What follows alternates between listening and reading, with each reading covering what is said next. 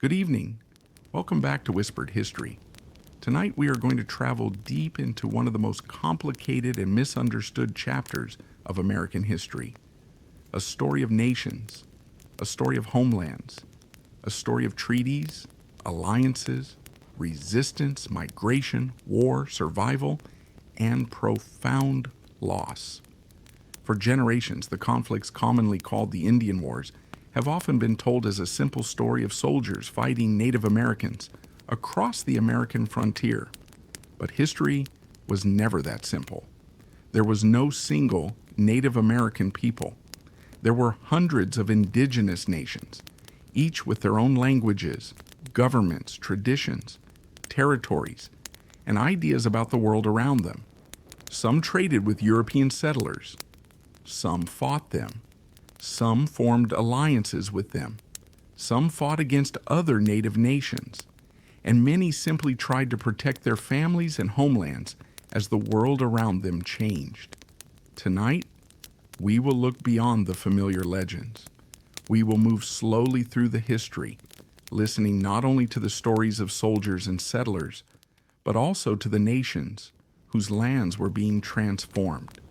So if you enjoy peaceful history documentaries that allow you to learn while you relax, make yourself comfortable, dim the lights, settle in, and let the sounds of the past carry you backward through the centuries.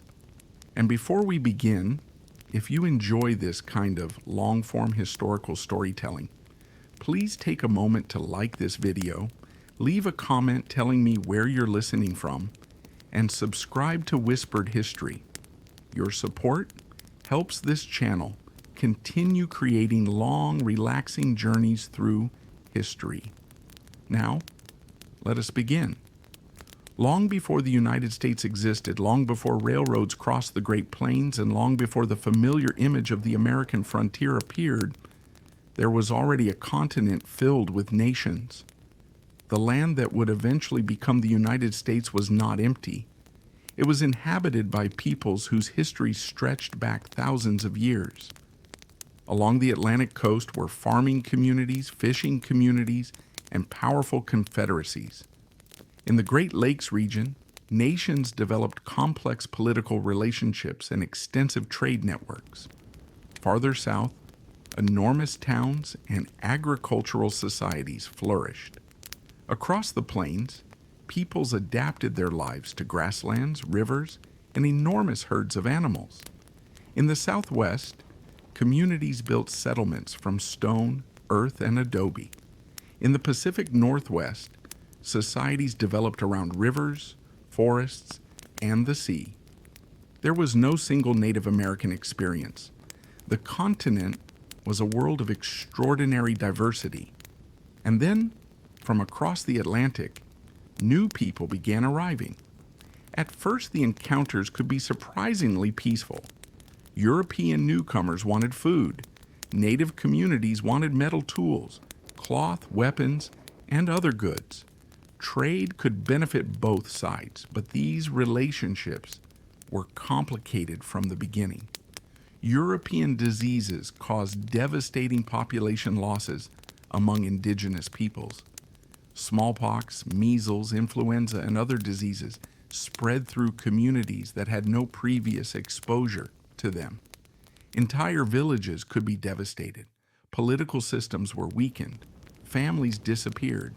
And nations that had survived for generations suddenly faced threats they could not easily understand. Disease was only one part of the transformation. Europeans also brought new technologies, metal tools, firearms, horses in regions where horses had disappeared thousands of years earlier, and new economic systems. Native peoples adapted quickly to some of these changes. Trade networks expanded. Firearms became important in warfare.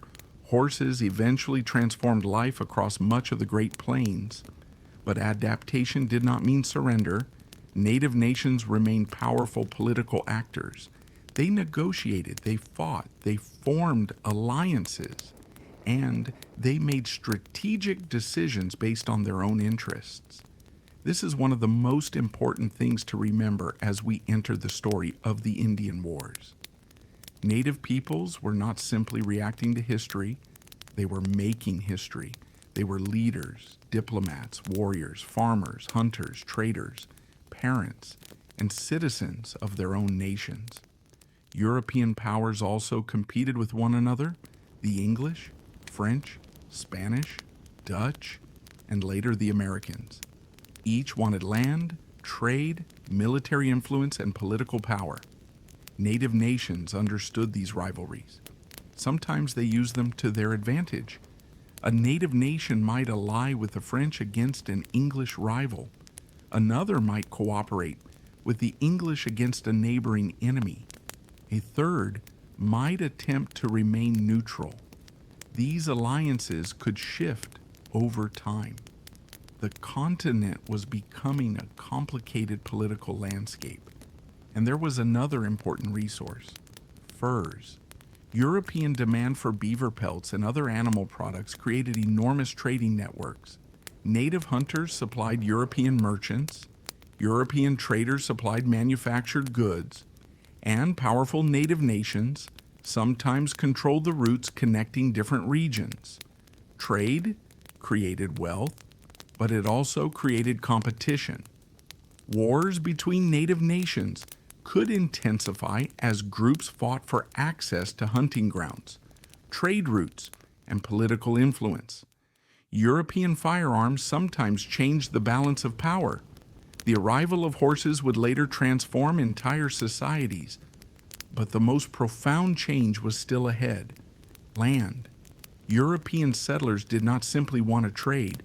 Increasingly, they wanted to stay. They wanted farms, towns, roads, mills, churches, and permanent settlements.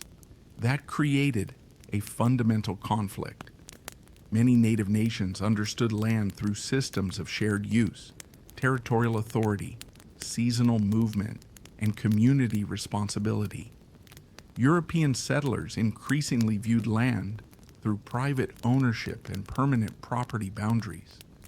The two systems could overlap for a time, but as settlements expanded, conflict became increasingly difficult to avoid. A forest cleared for a farm could be a hunting ground for another community. A road could cross a traditional travel route. A new settlement could occupy land claimed by a native nation. A treaty might promise peace and then be challenged when new settlers demanded more territory. The pattern would repeat again and again: agreement, settlement, pressure, conflict, another treaty, and then further expansion. The future United States would eventually inherit and expand this pattern, but its roots stretched back to the earliest years of European colonization. The conflicts that later became known collectively as the Indian Wars were therefore not one long war. They were hundreds of separate conflicts across centuries. Some lasted days, others lasted years. Some involved enormous armies. Others involved only small groups. Some were caused by land disputes, others by trade, others by broken agreements, others by retaliation. And sometimes violence erupted from a chain of events that neither side fully understood. As we move through this history, we will encounter famous battles, but we will also encounter quieter moments: a council around a fire, a treaty being negotiated, a family leaving its homeland, a village waiting for soldiers to arrive, a wagon train crossing unfamiliar country, a native leader deciding whether to fight or negotiate. These moments often tell us more about the frontier than the famous battles do. Because behind every conflict were ordinary people, people who wanted food, safety, family, land, freedom, and a future for their children. The tragedy of the Indian Wars is that these desires often collided, and when they did, the consequences could last for generations. The story begins long before the final battles of the 19th century. It begins with a continent already filled with nations, a continent where diplomacy and warfare had existed long before Europeans arrived. a continent that would soon be transformed by new peoples, new diseases, new technologies, and new ideas about land. And as the centuries passed, the pressure would grow. The boundaries between worlds would become harder to maintain. The wars would become larger, and eventually a new nation would emerge, one that would claim an enormous portion of the continent as its own. But before we reach that nation, we must first understand the world that existed before it, because the Indian Wars cannot truly be understood by beginning with the American army. They must begin with the nations that were already here. And so, our journey continues into a continent before the frontier. The continent was already old when Europeans began building their first permanent settlements. For thousands of years, indigenous nations had developed their own ways of living, governing, trading, farming, hunting, and making peace. There were no empty lands waiting to be discovered. There were homelands. There were borders understood through memory, geography, rivers, mountains, hunting grounds, and generations of tradition. And as European settlements expanded, these worlds began to overlap. At first, the relationship could be surprisingly practical. European settlers needed food. Native communities possessed knowledge of local plants, animals, rivers, and seasons. European traders brought metal tools, cloth, firearms, and other manufactured goods. Native hunters supplied furs and other valuable resources. Both sides could benefit.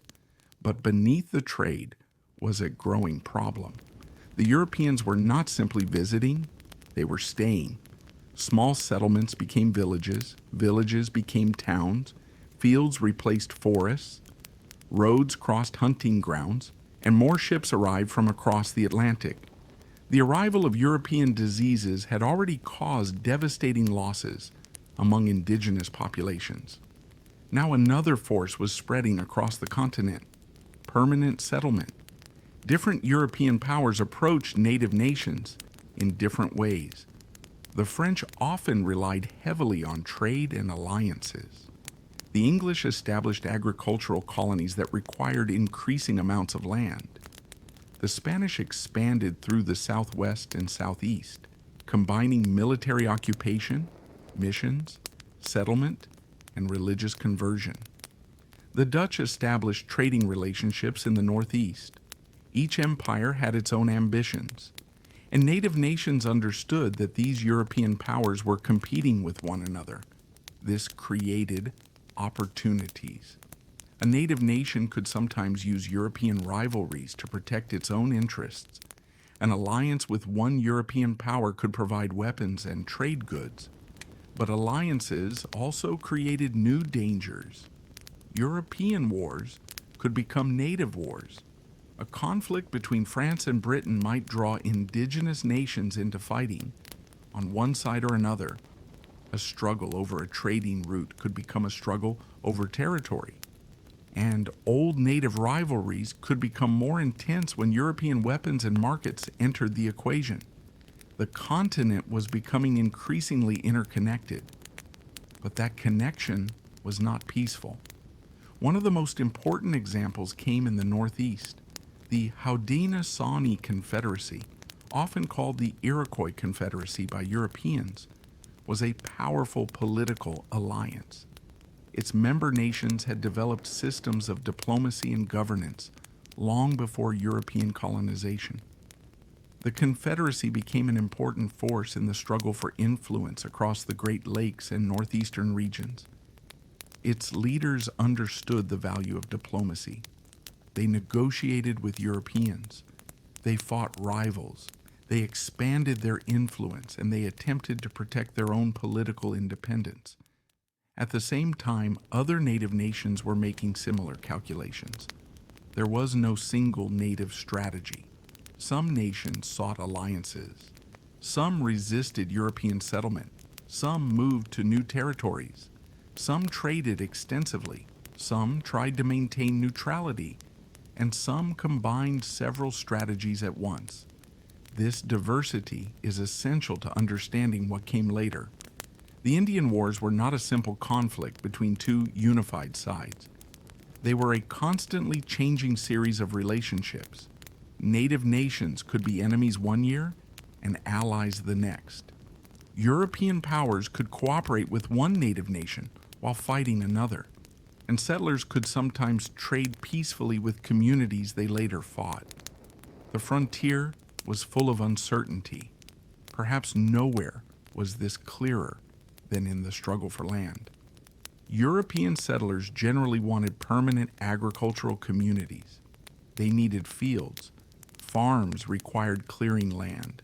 Cleared land needed boundaries.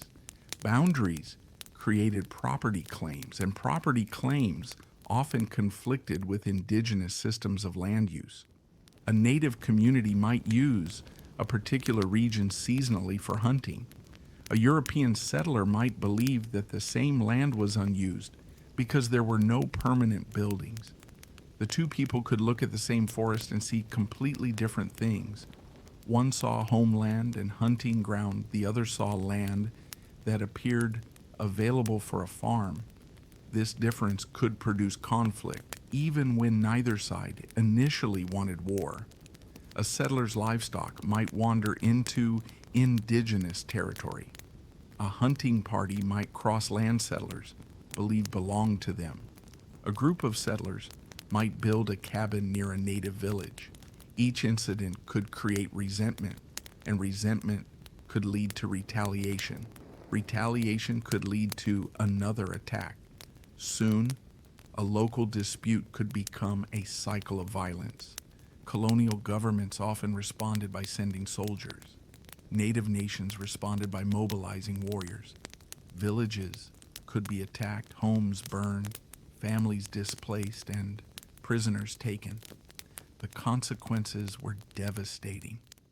War did not distinguish neatly between soldiers and civilians. Communities suffered. Food supplies were destroyed. Fields were abandoned, and people were forced to flee. The early conflicts established patterns that would continue for centuries. Settlers moved into native territory. Native nations resisted. Governments negotiated treaties. Settlers demanded more land. Treaties were challenged or ignored. Another conflict began, then another treaty, and the cycle continued. One of the most important changes came with the arrival and spread of the horse. Horses had disappeared from North America thousands of years earlier. European colonization reintroduced them. Native peoples quickly adapted. In the Southwest and eventually across the Great Plains, horses transformed transportation, hunting, trade, and warfare. Communities that became skilled horsemen could travel much farther. They could hunt buffalo more effectively. They could transport goods, they could conduct raids, and they could move away from threats more quickly. The horse would eventually help create some of the most powerful mounted societies in North American history. But that transformation took time. The early colonial period was still dominated by forests, rivers, coastal settlements, and agricultural communities. The plains would later become the setting for some of the most famous conflicts between native nations and the United States. For now, the major struggle was developing along the eastern seaboard and the interior waterways. European populations were growing, the demand for land was increasing, and the political balance of the continent was shifting. Native nations were adapting to an entirely new geopolitical reality. They had to negotiate with governments whose power was growing every year. They had to manage diseases that had devastated their populations. They had to compete over trade, and they had to decide how much to cooperate with newcomers who were increasingly becoming permanent neighbors. Some leaders believed diplomacy offered the best path. Others believed resistance was necessary. Many tried both. The choices were rarely simple. Peace could provide time to rebuild, But peace could also allow settlers to move deeper into native territory. War could protect a homeland, but war could bring military defeat and greater retaliation. There was no guaranteed strategy, and the Europeans were also learning. They studied native military tactics. They built forts. They established alliances. They developed colonial militias. And they learned that control of North America depended heavily upon native diplomacy. European empires could not simply conquer the continent on their own. They needed native allies. They needed guides. They needed trade. They needed food. And they needed knowledge of the land. For much of the colonial period, native nations remained powerful enough to influence the balance of power between European empires. But the demographic balance was changing. More settlers were arriving. More land was being claimed, and the European population was growing. The future would bring even larger conflicts. Eventually, the colonies themselves would rebel against Britain. And when that happened, native nations would face a difficult decision. Should they support the British, the American rebels, or attempt to remain outside the conflict? Their decisions would shape the next chapter of the story. Because when the American Revolution began, the struggle was no longer simply between European empires. A new political force was emerging, the United States, and its leaders would soon make claims to lands far beyond the original colonies. For native nations, the emergence of the United States would create a new challenge. The old European powers might be rivals, but the new republic would increasingly become a power determined to expand westward. The frontier was about to move again, and this time there would be no ocean beyond it. The American Revolution changed the political map of North America. But for native nations, the arrival of the United States did not mean the end of the old struggle. In many ways, it marked the beginning of a new one. When the 13 colonies declared independence from Britain in 1776, native nations were placed in an extraordinarily difficult position. They had to decide what the revolution meant for their own futures. The British and American sides both wanted native allies. Both promised protection. Both offered trade. And both tried to convince native leaders that supporting their side was the best way to preserve their homelands. For many native nations, the choice was not about loyalty to Britain or America. It was about survival. The British had been a major political and trading power for generations. The American revolutionaries, meanwhile, were increasingly demanding land west of the Appalachian Mountains. Some native leaders believed that a British victory might slow American expansion. Others hoped to remain neutral.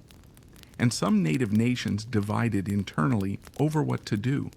There was no single native position. The Haudenosaunee Confederacy, for example, faced enormous pressure. The Confederacy had long maintained its own political unity, but the Revolution divided its member nations. Some supported the British, others supported the Americans. The conflict damaged the Confederacy's unity and devastated communities. Villages were attacked, fields were destroyed, food supplies disappeared. Families were displaced. The war demonstrated something that would become increasingly important. Native nations could possess powerful political systems and military traditions, but they were becoming caught between European and American powers whose populations were expanding rapidly. When the war ended in 1783, Britain recognized the independence of the United States. But the peace agreement created a profound problem. The British negotiated away territory that belonged to native nations without native representatives having control over the decision. The new United States claimed enormous lands west of the Appalachian Mountains. For native peoples living there, the war was not finished. In fact, the next phase was only beginning. The young republic was deeply interested in Western land. Its leaders believed that agriculture would strengthen the new nation. Settlers wanted farms, veterans wanted land, speculators wanted property, and the government wanted to expand American influence. The Appalachian Mountains were no longer supposed to be the western boundary. The United States was looking toward the Ohio country and beyond. Native nations living in these regions understood what was happening. More settlers were arriving, land surveys were being conducted, treaties were being proposed, and pressure was increasing. Many native leaders attempted to create alliances. They understood that individual nations negotiating separately with the United States could be vulnerable. A united native resistance might have greater influence. This idea would become especially important in the Old Northwest. Nations including the Miami, Shawnee, Delaware, Wyandot, Ottawa, Potawatomi, and others resisted American expansion. Some communities believed that land could not legitimately be sold by individual leaders because it belonged to entire nations. This created a fundamental disagreement with American negotiators. The United States often treated land cessions as agreements that could be made through treaties with selected representatives. Many native leaders disputed whether those representatives had the authority to surrender such large territories. The result was growing tension, then came war. In the early 1790s, native resistance in the Old Northwest became a major challenge to the United States. American forces suffered serious defeats. One of the most devastating came in 1791 when a U.S. Army under General Arthur St. Clair was defeated by a native confederacy. Hundreds of American soldiers were killed or wounded. It was one of the worst defeats ever suffered by the United States Army against native forces. The victory demonstrated that native resistance was not simply a scattered collection of small raids. Native nations could organize. They could coordinate military operations. They could understand terrain, and they could defeat large American forces. The United States responded by reorganizing its army. A new force was created under General Anthony Wayne. Wayne trained his soldiers carefully. He moved slowly through the territory, and in 1794 his army confronted the native confederacy at the Battle of Fallen Timbers. The native forces were defeated. The result was significant. In 1795, the Treaty of Greenville forced several native nations to surrender large portions of what is now Ohio and parts of Indiana. The treaty established a new boundary between American settlement and native territory. For a moment, there was hope that the boundary might hold, but American settlement continued. The pressure did not disappear. The treaty had not solved the underlying problem. It had only moved the boundary. This became a recurring pattern in American history. Native territory was reduced. A treaty was signed. Settlers moved closer. New demands emerged. Another treaty was negotiated. More land was surrendered, and the frontier moved again. The young United States was becoming increasingly powerful. Its population was growing, its economy was expanding, and its leaders increasingly believed that native peoples should adopt forms of agriculture and settlement that resembled those of white Americans. Some federal officials believed assimilation could reduce conflict. They encouraged native communities to adopt farming, Christianity, European American education, and private property. But many native communities viewed these policies with suspicion. Their societies already possessed their own systems of governance, agriculture, religion, and land use. They did not see themselves as peoples waiting to be civilized. They saw themselves as nations. This difference became increasingly important. In the South, powerful native nations, such as the Cherokee, Creek, Choctaw, Chickasaw, and Seminole, faced growing pressure as American settlers moved into the region. Some native leaders adopted elements of American society while attempting to preserve political independence. The Cherokee, for example, developed a written language through the work of Sequoyah. A Cherokee newspaper eventually appeared. A written constitution was established. Schools developed. And many Cherokee leaders attempted to demonstrate that their nation could exist as an independent political community while adapting to the changing world. But adaptation did not stop American demands for land. The United States continued expanding. Settlers wanted access to fertile territory. State governments wanted control over lands occupied by native nations. And political pressure intensified.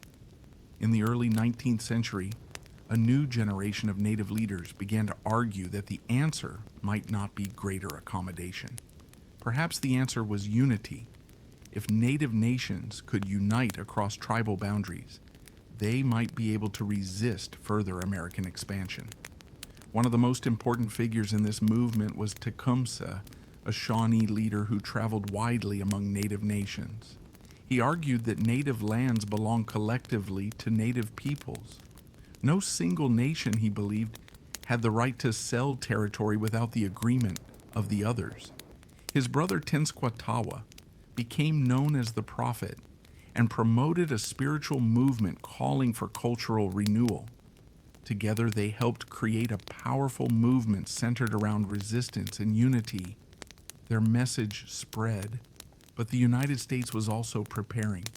The frontier was becoming a place of increasing tension, and once again, international events would make everything more dangerous.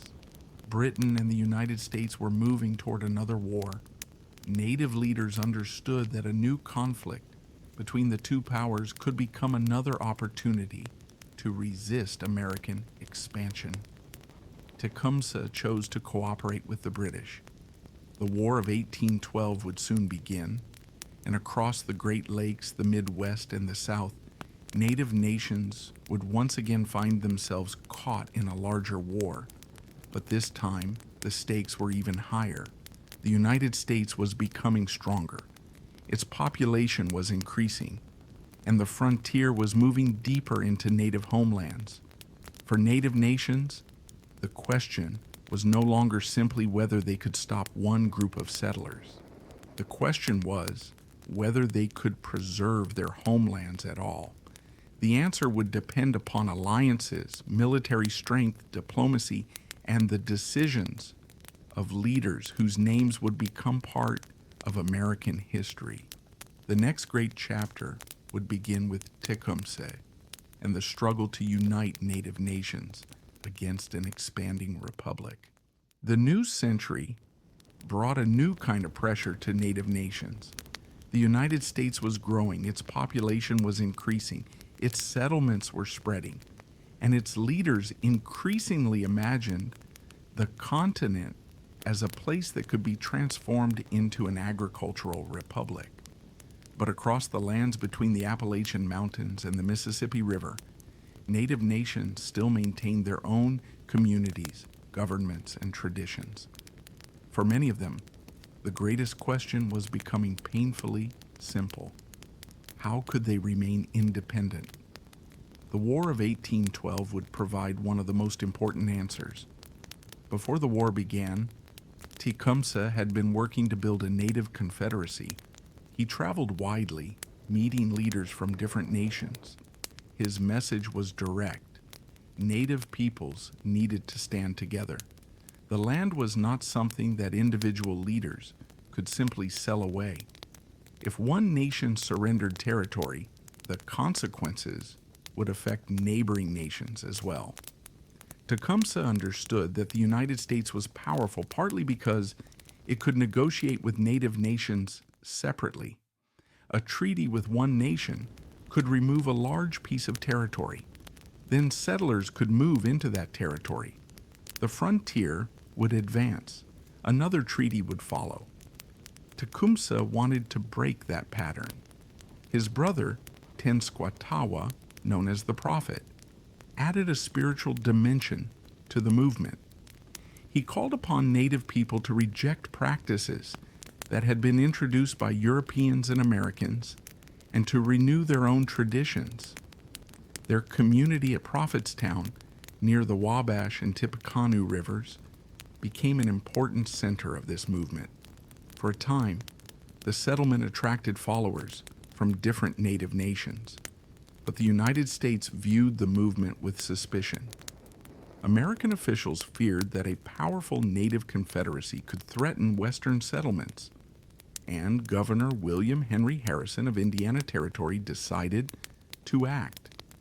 In 1811, while Tecumseh was away attempting to recruit more allies, Harrison marched toward Prophetstown. The confrontation became known as the Battle of Tippecanoe.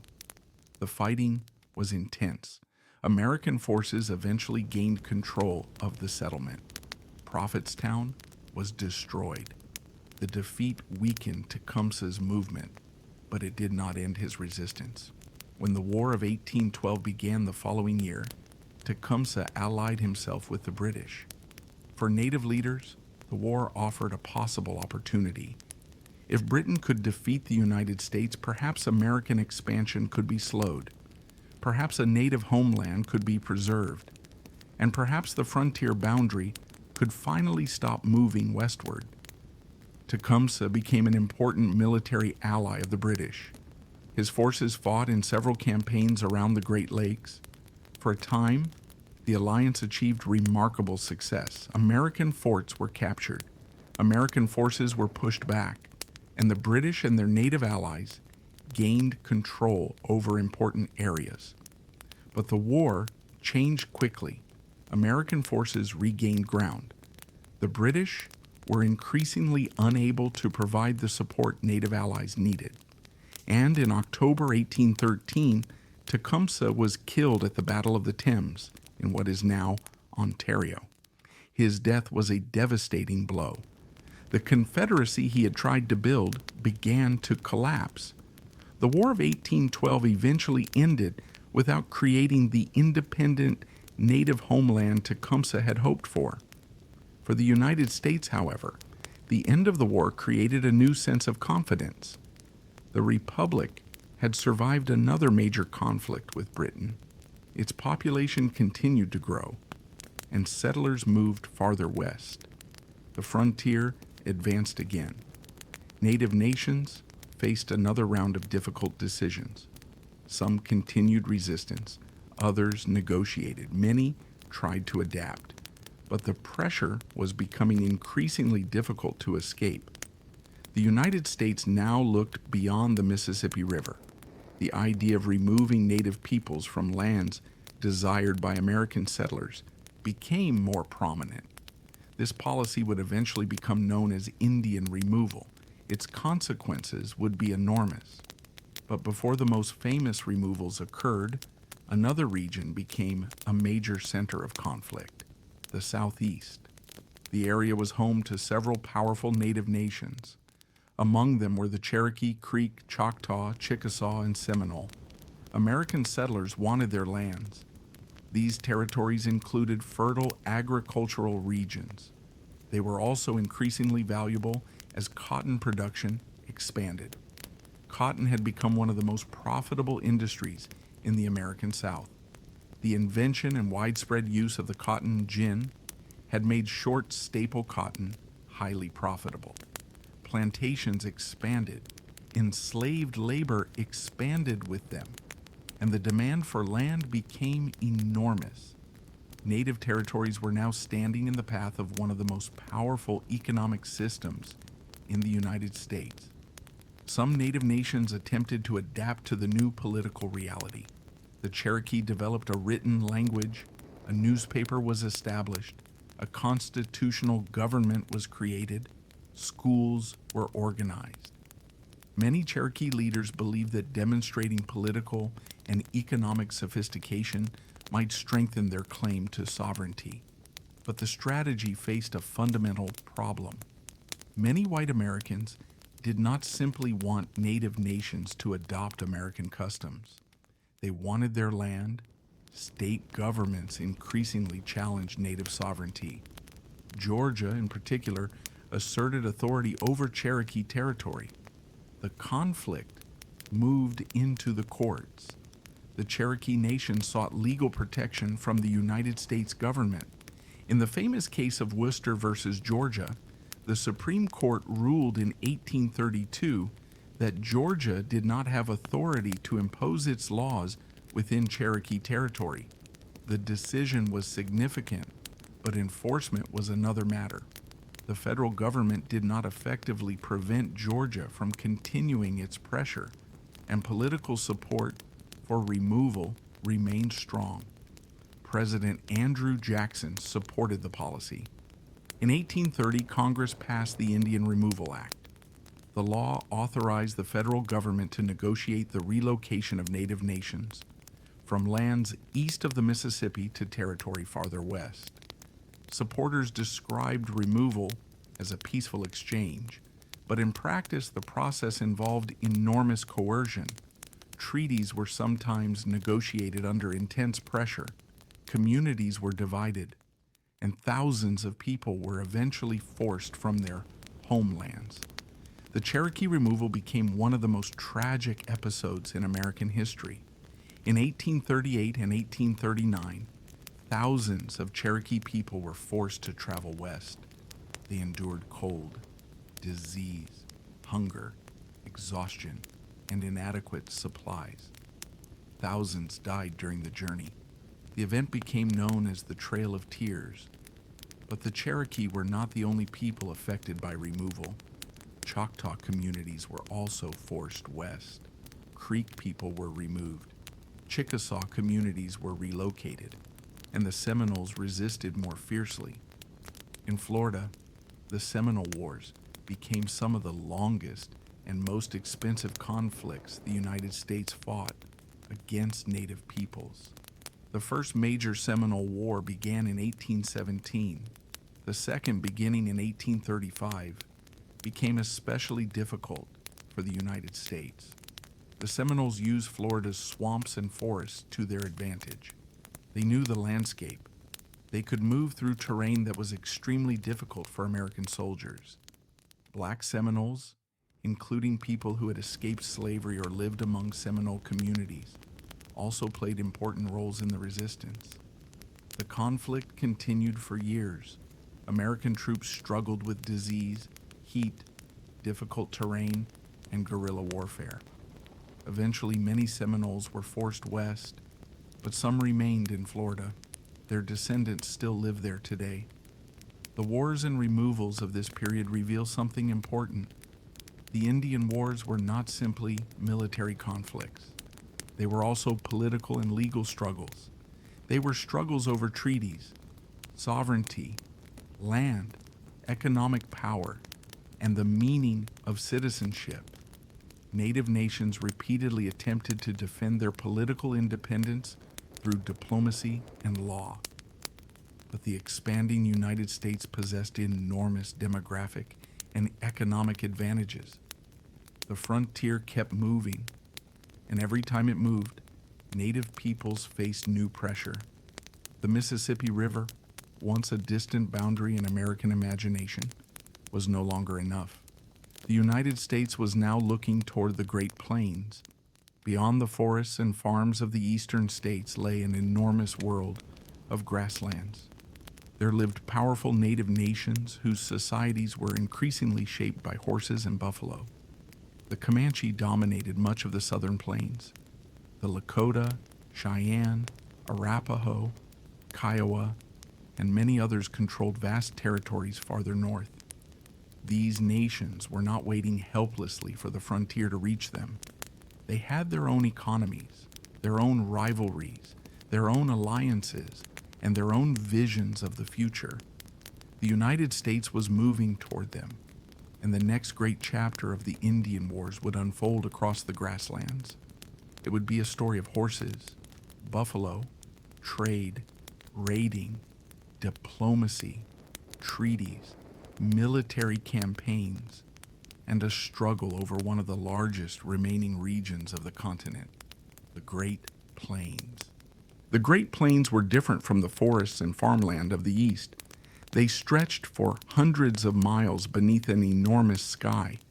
Grass moved with the wind, rivers cut through open country, and great herds of buffalo traveled across the landscape. For the native nations who lived there, the plains were not empty. They were home. By the 19th century, many plains societies had also been transformed by one remarkable animal, the horse. Horses had originally come to North America with Europeans, but native peoples quickly learned how valuable they could be. Horses changed transportation, they changed hunting, they changed warfare, and they changed the balance of power between native nations. A skilled rider could travel farther in a single day than someone traveling on foot. A hunting party could follow buffalo herds more efficiently.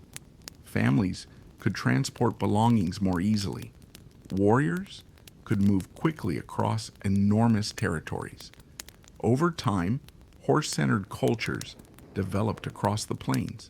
Among the most powerful were the Comanche. The Comanche expanded southward from the northern plains and eventually became a dominant force across large parts of the southern plains. Their influence reached across what is now Texas, New Mexico, Oklahoma, Colorado, Kansas, and surrounding regions. Their homeland became known by historians as Comancheria. It was not a formal empire in the European sense. It was a vast network of communities, families, trade relationships, military power, and influence. The Comanche controlled access to important resources. They traded with Spanish and Mexican communities.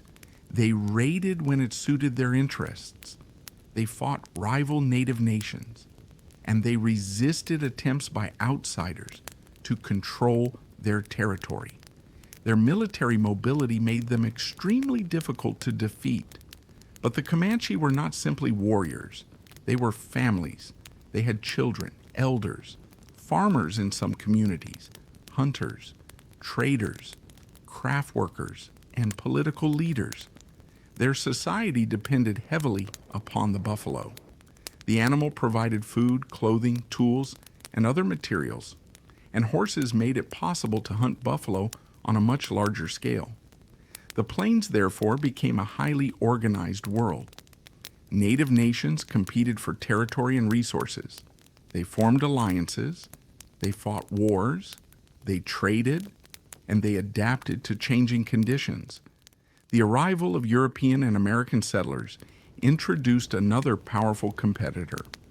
The United States increasingly viewed the plains as territory that could be crossed, occupied, and developed. But the Plains nations had no reason to accept that vision. They already had their own territories, their own political systems, and their own understanding of land. The first American explorers and traders who entered the plains often recognized how powerful native societies could be. Traveling across the region without native cooperation could be dangerous.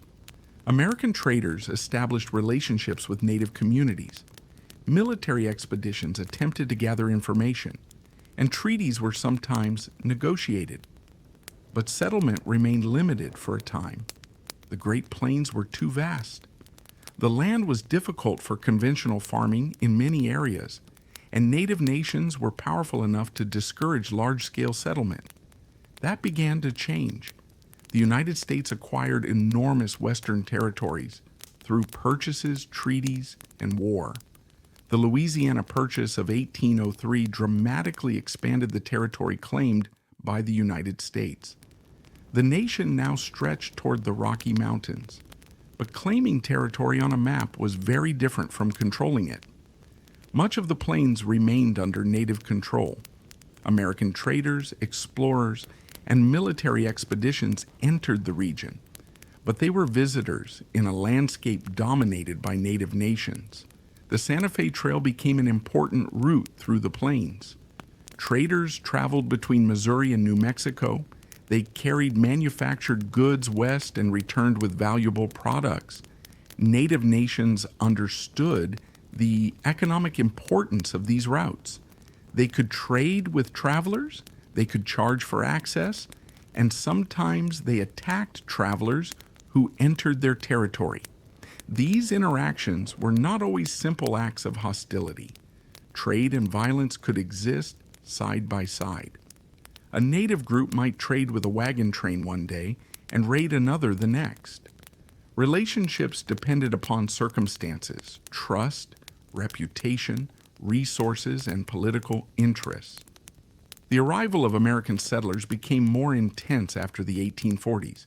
The United States expanded dramatically following the Mexican-American War. In 1848, Mexico ceded enormous territories to the United States. The American Southwest was transformed. New American settlements appeared, military posts expanded, and migration routes crossed the plains toward California and Oregon. The famous overland trails brought thousands of immigrants west. Oregon, California, Utah, and other destinations attracted families seeking land and opportunity. Their wagons crossed native territories. Sometimes the travelers traded peacefully with native communities. Sometimes tensions developed.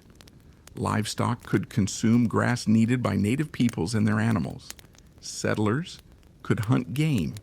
Travelers could accidentally or deliberately enter sacred places. And disease could spread, small conflicts could quickly become larger. The United States responded by establishing military forts along major routes. The forts were intended to protect travelers and maintain American authority, but their presence also represented something else: permanent military occupation. For native nations, a fort was not simply a place of protection. It could be a symbol that another power was entering their homeland.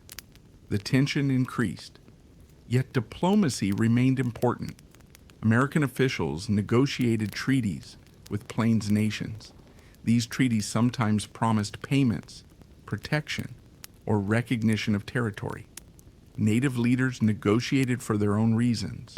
They might seek peace, trade goods, protection from enemies, or simply time. But the treaties often contained serious contradictions. American settlers continued moving west. Government officials struggled to control them, and native nations frequently found that agreements were not respected as they had understood them. This created distrust. A treaty could promise one thing. A later government policy could demand something else, and settlers might ignore both. By the 1850s, the plains were becoming a zone of increasing pressure. The United States wanted safe transportation routes. Settlers wanted land. Ranchers wanted grazing territory.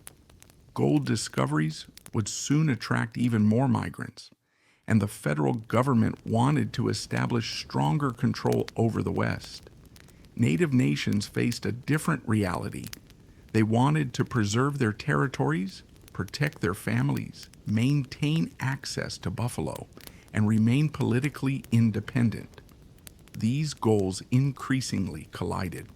The situation became even more dangerous when the Civil War began in 1861. At first, the war was fought primarily in the East and South. But the conflict weakened federal military presence in parts of the West. Some native nations saw an opportunity. Others faced pressure from both sides. The Confederacy attempted to build alliances with native nations in Indian Territory. The Union also negotiated agreements. The Western territories became strategically important. But even while the Civil War continued, settlers and soldiers were moving into the plains. The conflict between the United States and native nations did not stop. In some areas, it intensified. One of the darkest episodes occurred in Colorado. In 1864, Colorado militia attacked a Cheyenne and Arapaho encampment at Sand Creek. Many of the people killed were women, children, and elderly people. The event became known as the Sand Creek Massacre. It revealed how devastating the frontier conflict had become. The language of war often described native peoples as enemies, but the reality included civilians and families. The violence created lasting trauma, and it deepened resistance among native nations. The plains were approaching a turning point. The buffalo herds were still enormous. The Comanche, Lakota, Cheyenne, Arapaho, Kiowa, and other nations still possessed significant military power. But the United States was becoming stronger. Railroads were approaching, settlers were multiplying, military technology was improving, and the government was becoming increasingly determined to control the plains. The old balance of power was beginning to break. The great grasslands would soon become one of the most important theaters of the Indian Wars, and the struggle would involve some of the most famous native leaders in American history. But behind the famous names were thousands of ordinary people, families following buffalo herds, children learning to ride, women maintaining homes and communities, hunters returning from the plains, soldiers traveling west, settlers crossing rivers, and railroad workers laying tracks. All of them were entering a period of enormous uncertainty. The Great Plains had once seemed too vast for any single power to control. Now the United States was determined to prove otherwise, and the next stage of the conflict would bring the Army deeper into native territory, while the native nations of the plains prepared to defend the world they knew. The Great Plains were entering a dangerous new era. The Civil War had ended in 1865, but peace did not spread evenly across the American West. The United States emerged from the war with greater military power, a larger industrial economy, and a renewed determination to expand across the continent. Railroads were moving west, settlers were moving west, and the federal government was increasingly determined to bring the plains under American control. For the native nations who lived there, the situation looked very different. The buffalo still provided the foundation of life for many plains communities. Horses still allowed people to travel quickly across enormous distances, and native leaders still possessed the ability to organize resistance, but the balance was changing. One of the most important developments was the expansion of the railroad. Railroad companies wanted routes across the plains. They wanted bridges, stations, telegraph lines, and access to growing markets. The federal government supported this expansion because railroads could connect distant territories to the rest of the country. For settlers, the railroad meant opportunity. For native nations, it could mean the arrival of thousands of people into lands they had depended upon for generations. The railroad did more than transport people. It changed the speed of expansion. A wagon train might take months to reach the west. A railroad could carry settlers much faster. Supplies could arrive regularly. Soldiers could be transported quickly. And once a rail line was established, permanent settlements often followed. The frontier was becoming impossible to hold back. The United States also established more military posts. Soldiers guarded transportation routes, protected railroad construction, escorted surveying parties, and responded to conflicts between settlers and native communities. But military presence could itself create conflict. A fort built near native territory was a reminder that American authority was expanding. A patrol crossing hunting grounds could be interpreted as a threat. A group of settlers entering an area could trigger suspicion. The smallest incident could become dangerous. And sometimes the conflict began because both sides misunderstood the intentions of the other. Native leaders were often forced to make difficult choices. Should they negotiate with the United States? Should they resist? Should they move their communities away from the advancing settlements? Or should they attempt to preserve their independence through a combination of diplomacy and military strength? Different leaders chose different paths. There was no single native strategy. Some sought peace, others prepared for war, some believed treaties could protect their lands. Others had learned that treaties could be broken when American settlers demanded more territory. This distrust became one of the defining features of the period. A treaty might establish a reservation. Then gold might be discovered nearby. Miners would arrive. Settlers would follow. Pressure would increase. The government would negotiate another agreement, and native territory would become smaller. This pattern repeated across the West. Meanwhile, the buffalo remained central to the plains economy. The United States increasingly recognized that the buffalo was also connected to native resistance. As long as native communities could hunt buffalo and move freely across the plains, they could maintain a degree of independence. The destruction of the herds would therefore have enormous consequences.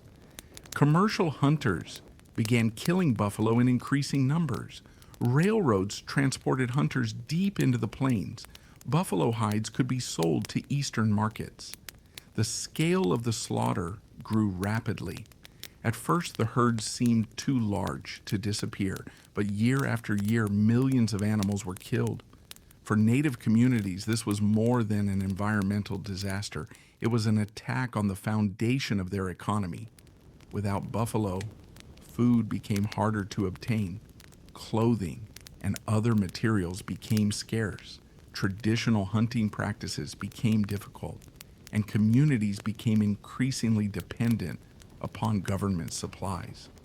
The loss of the buffalo and the loss of land reinforced one another. A native nation could no longer simply move to another hunting ground if that territory had been claimed by settlers. The entire landscape was changing. By the 1860s and 1870s, resistance intensified. Among the Lakota, leaders such as Red Cloud had already demonstrated the power of organized resistance. Red Cloud's War, fought from 1866 to 1868, centered largely on control of the Powder River country and opposition to the Bozeman Trail. The United States wanted a route through native hunting territory.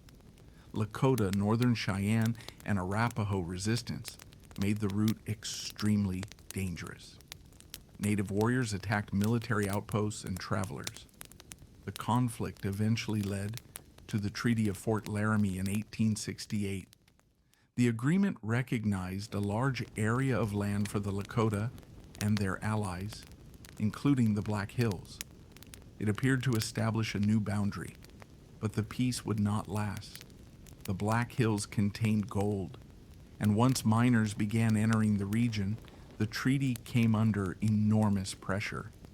For the Lakota, the Black Hills were not simply valuable land, they were sacred. The arrival of miners therefore represented both an economic and spiritual threat. The federal government attempted to negotiate, but the gold rush continued. Thousands of miners entered the region. The United States increasingly demanded that the Lakota accept new terms. Many refused. The result was another major conflict. Among the native leaders who became central to the resistance was Sitting Bull. He was not simply a military commander, he was also a spiritual and political leader. His influence extended across Lakota communities. Another important leader was Crazy Horse. Known for his skill and courage, Crazy Horse became one of the most respected military leaders among the Lakota and their allies. Their resistance was part of a larger movement. Northern Cheyenne and Arapaho warriors also opposed American expansion. The conflict spread across the northern plains. The United States responded by sending more troops. Military campaigns were launched from several directions. The Army hoped to force native communities onto reservations and prevent them from returning to traditional hunting grounds. But the plains were enormous. Native warriors knew the terrain. They could move quickly, and they could disappear into the grasslands and river valleys. The Army faced another problem. Native communities were not always united. Some groups remained on reservations, others left. Some leaders wanted peace, others wanted to continue resistance. The United States attempted to exploit these divisions. Scouts who were Native Americans themselves sometimes worked with the Army against rival Native groups. This complicated the idea of two clearly separated sides. The Indian Wars were rarely simply native versus American. They involved many nations, alliances, rivalries, and individual decisions. Even within the same community, people could disagree about what to do. Some believed resistance was the only way to preserve their homeland. Others believed survival required negotiation. Neither choice guaranteed safety. The Army's technological advantages were significant.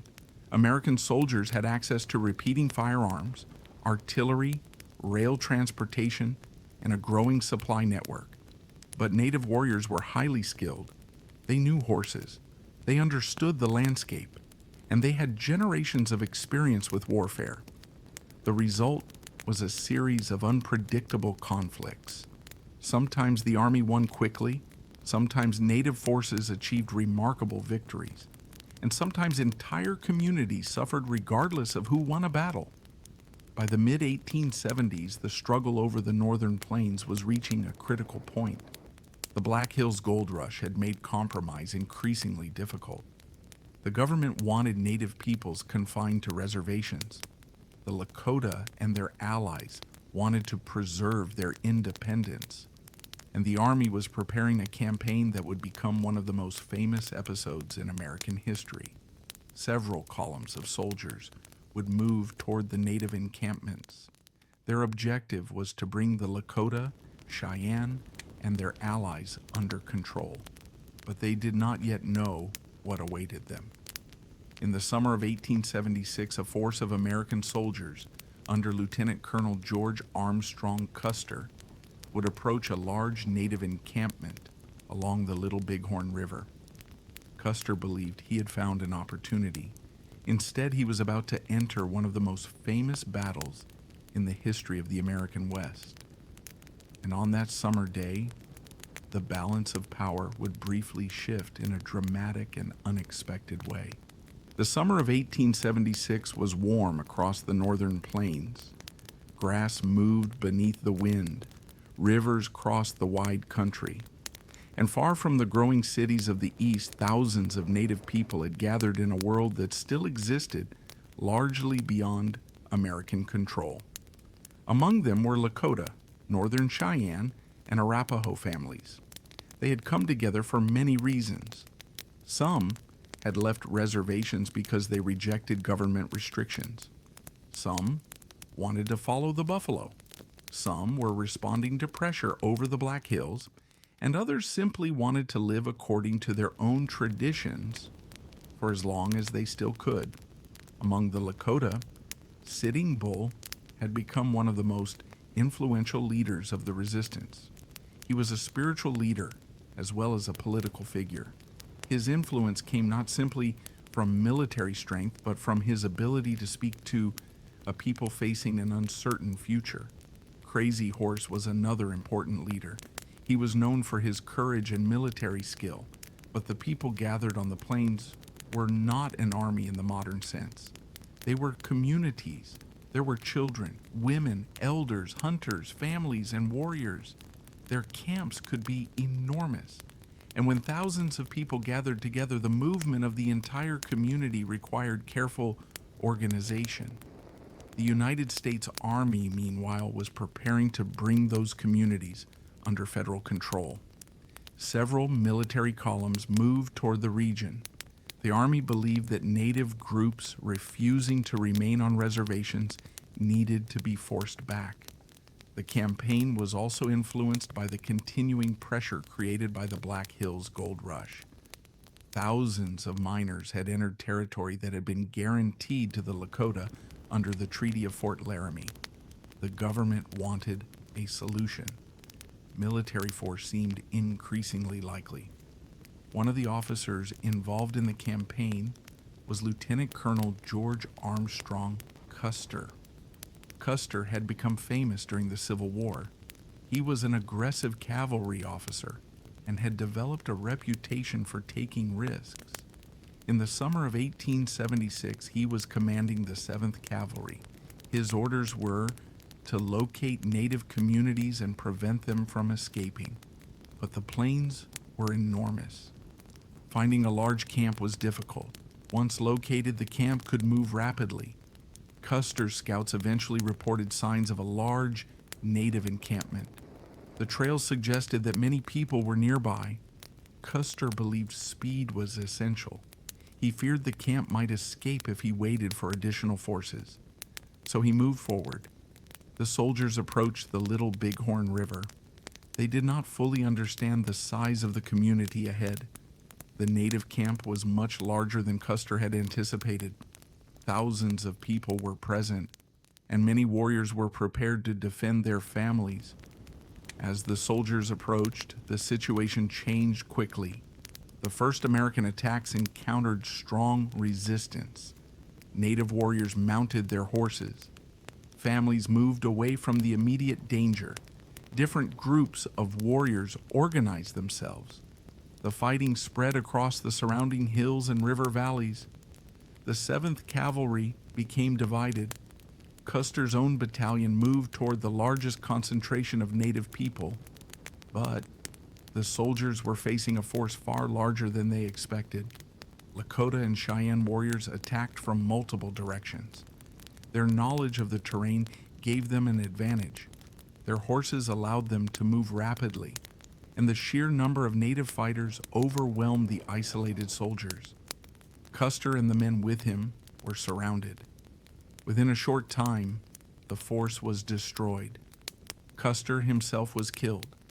The exact details of the final moments remain uncertain. There were no surviving soldiers from Custer's immediate group who could provide a complete account. This uncertainty later allowed myths to grow. The Battle of the Little Bighorn became one of the most famous events of the American West. For the United States, it was a shocking defeat. For the Lakota and their allies, it was a remarkable victory. But victory did not mean the war was over. In fact, the consequences were severe. The defeat embarrassed the United States government. Newspapers across the country reported the disaster. Public anger grew. The government responded by increasing military pressure. More soldiers were sent west. The Army became even more determined to force native communities onto reservations. The victory at Little Bighorn therefore contained a painful contradiction.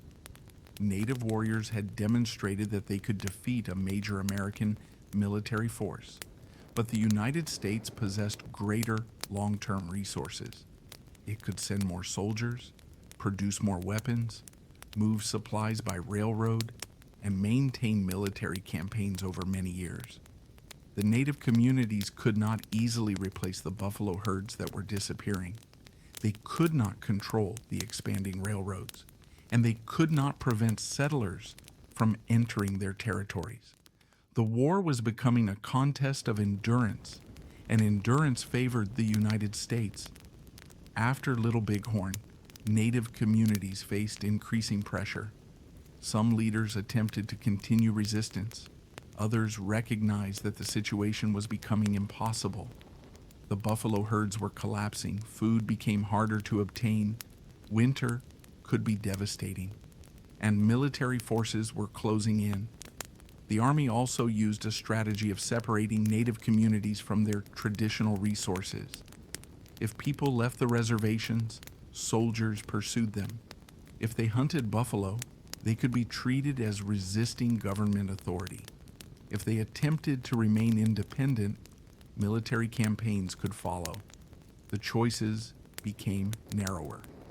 Eventually, even some of the most determined resistance leaders were forced to surrender or seek refuge. Sitting Bull and his followers eventually crossed into Canada in 1877. They hoped to escape American military pressure. But life in Canada was difficult. The buffalo herds were declining there as well. Food became scarce, and maintaining a large community away from their homeland was increasingly difficult. In 1881, Sitting Bull returned to the United States and surrendered. The return symbolized the larger transformation taking place. The great resistance of the northern plains was weakening, but the story was not finished. Farther west and south, other native nations continued resisting American expansion. In the Southwest, the Apache had been fighting against Spanish, Mexican, and American expansion for generations. Their struggle would continue long after the Battle of the Little Bighorn. In the Northwest, the Nez Perce would soon attempt one of the most remarkable retreats in American history. And in the Great Basin, Plateau, and other regions, native communities would face their own struggles over land and sovereignty. The Indian Wars were never one single conflict. They were a series of encounters spread across an enormous continent. Each had its own causes, its own leaders, its own geography, and its own consequences. The Battle of the Little Bighorn became famous because it seemed to represent a dramatic clash between two worlds.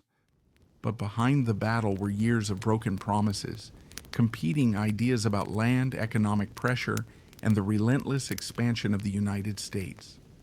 The battlefield itself was only one moment. The larger struggle continued. And for Native families, the most important question was no longer simply whether they could win another battle. It was whether they could preserve their communities at all. The answer would depend on what happened next. As the military campaign intensified, another Native nation far to the northwest would soon begin a desperate journey. They would attempt to flee across hundreds of miles toward the Canadian border. Their goal was simple: to escape, to remain free, and to protect their families. Their journey would become one of the most extraordinary episodes of the entire Indian Wars. The Nez Perce were about to make their stand. The Nez Perce homeland stretched across a beautiful region of the Pacific Northwest. Rivers moved through deep valleys. Mountains rose toward the sky. Forests covered the slopes.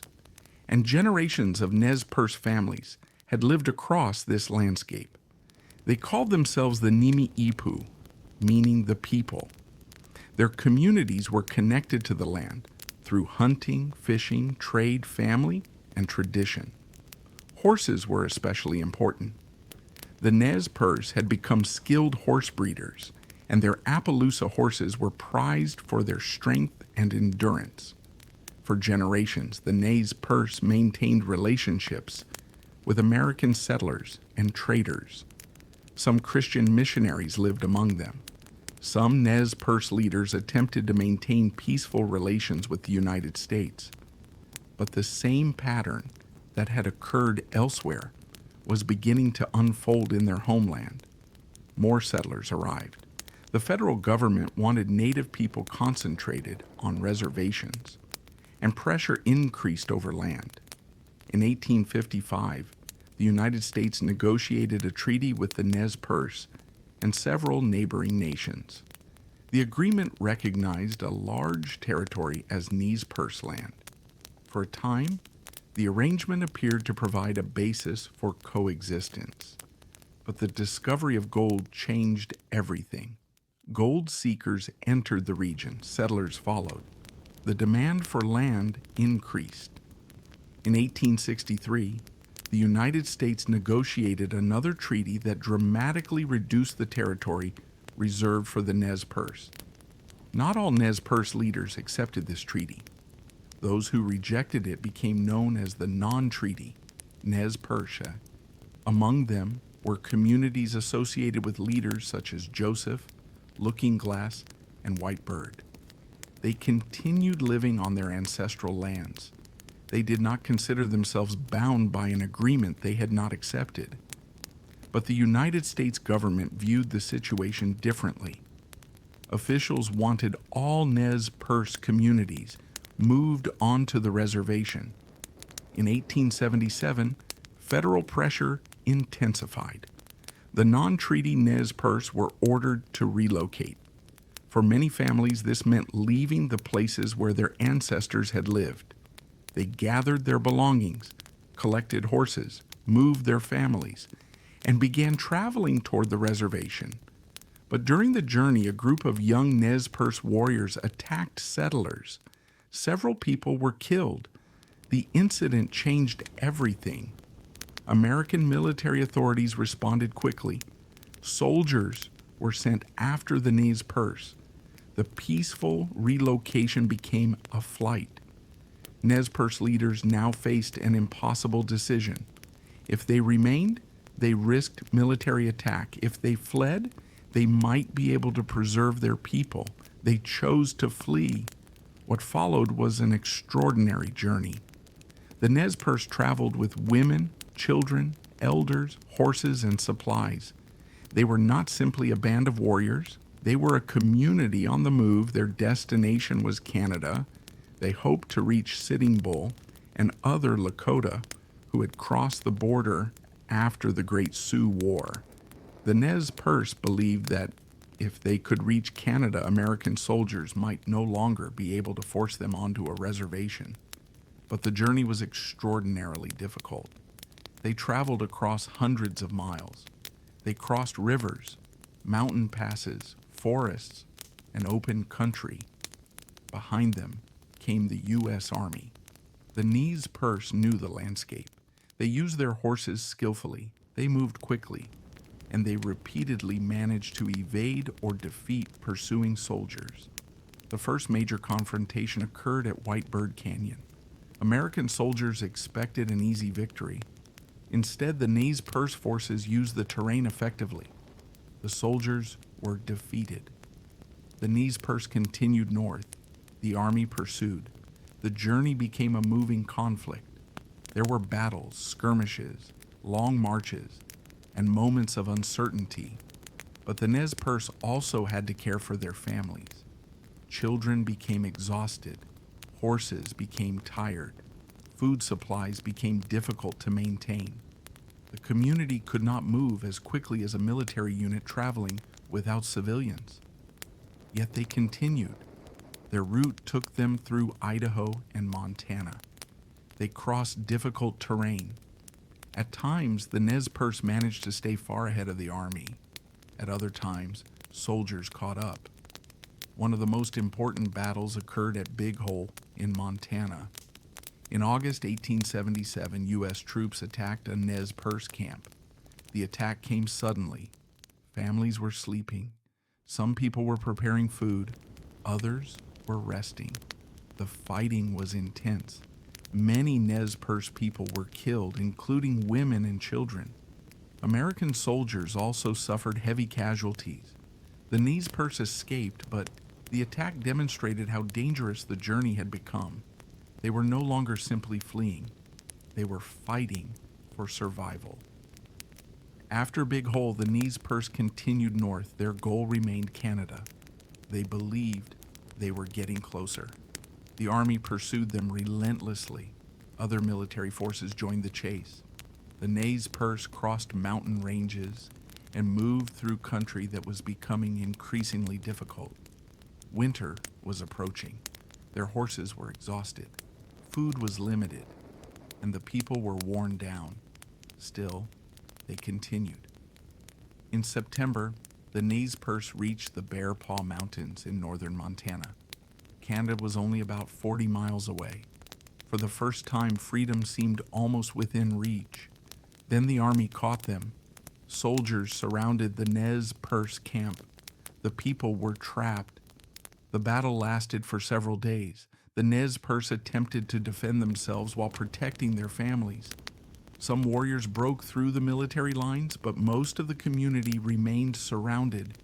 The cold grew stronger. Food and water became scarce, and the possibility of reaching Canada disappeared. On October 5th, 1877, Chief Joseph surrendered. His words became famous, but the meaning of the surrender went far beyond one speech. The Nez Perce had traveled hundreds of miles. They had crossed mountains, survived battles, protected their families, and come within a few days' journey of safety. Yet, they had been stopped. The surviving Nez Perce were not simply allowed to return home. Many were sent far from their traditional lands. Some were eventually allowed to return to the Northwest. But the original conflict over their homeland had already changed their lives forever. The story of the Nez Perce reveals another side of the Indian Wars. It was not simply a story of soldiers attacking warriors.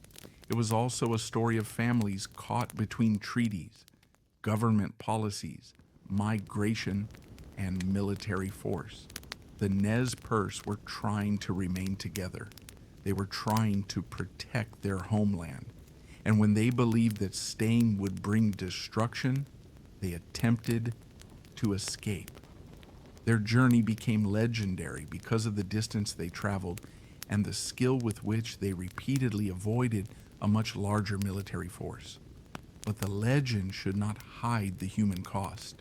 People died, families were separated, children lost parents, communities were displaced, and a nation was forced to confront a future it had not chosen. The Nez Perce flight was one of the final great resistance movements of the 19th century Indian Wars, but it was not the last. Far to the southwest, another struggle was still unfolding. For generations, Apache communities had resisted Spanish, Mexican, and American expansion across the deserts and mountains of the Southwest. Their knowledge of the landscape made them formidable. Their leaders had become legendary, and one of the most famous would continue resisting long after many other native nations had been forced onto reservations. His name was Geronimo.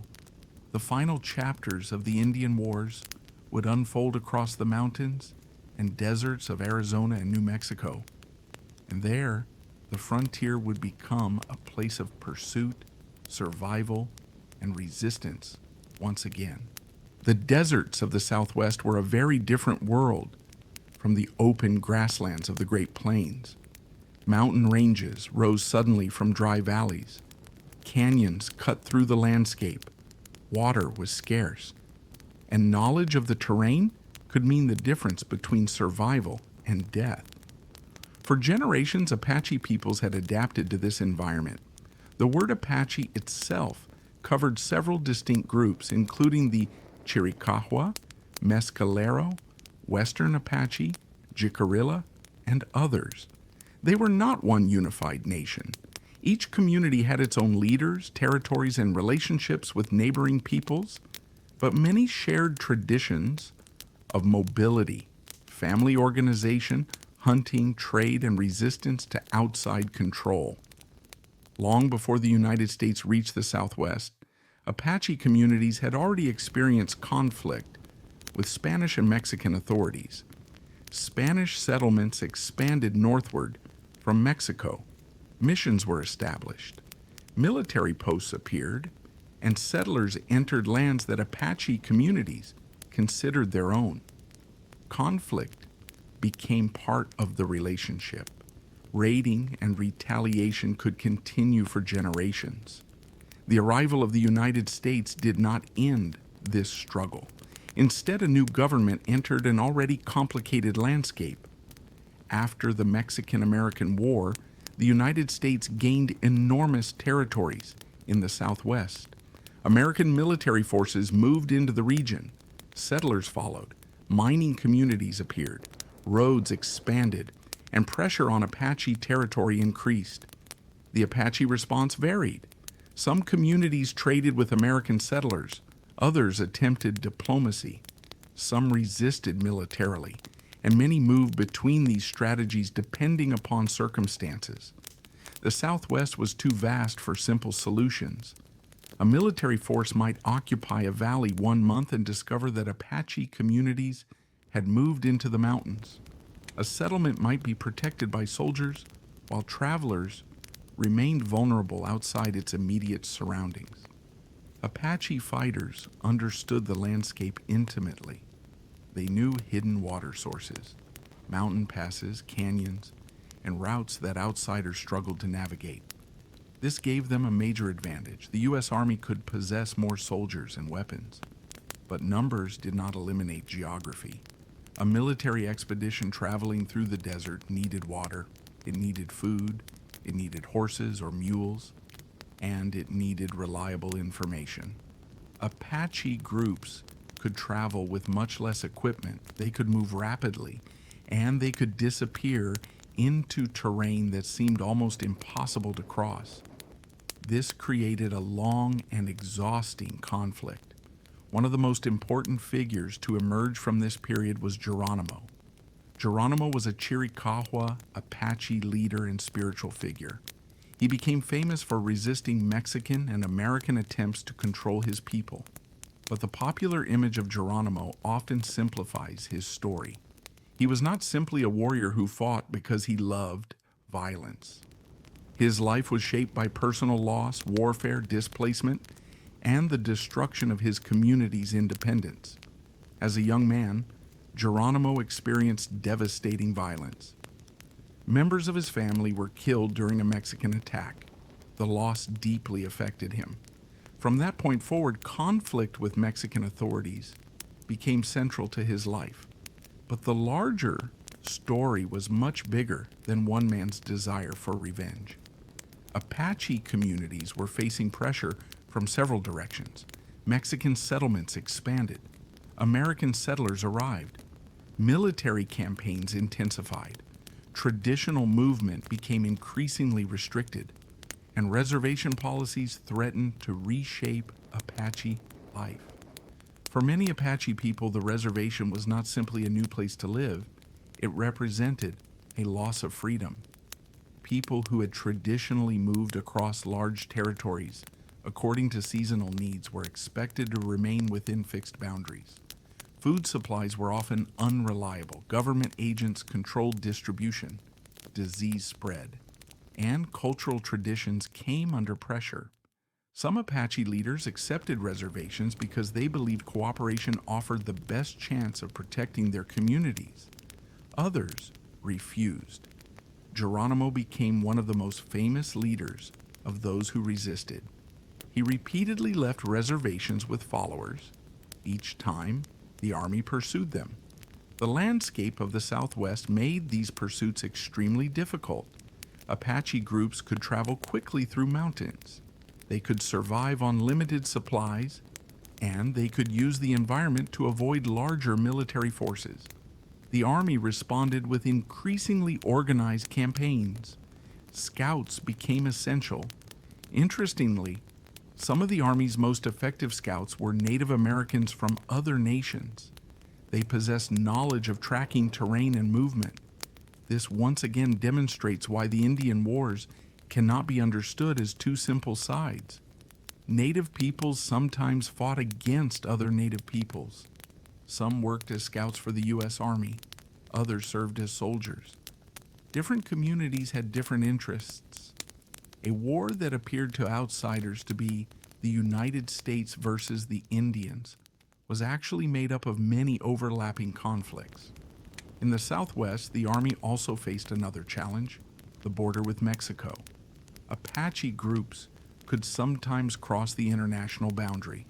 American soldiers could not simply pursue them indefinitely into Mexican territory. Mexican authorities had their own interests, and cooperation between the two governments was not always easy. The mountains and deserts became a vast space of movement.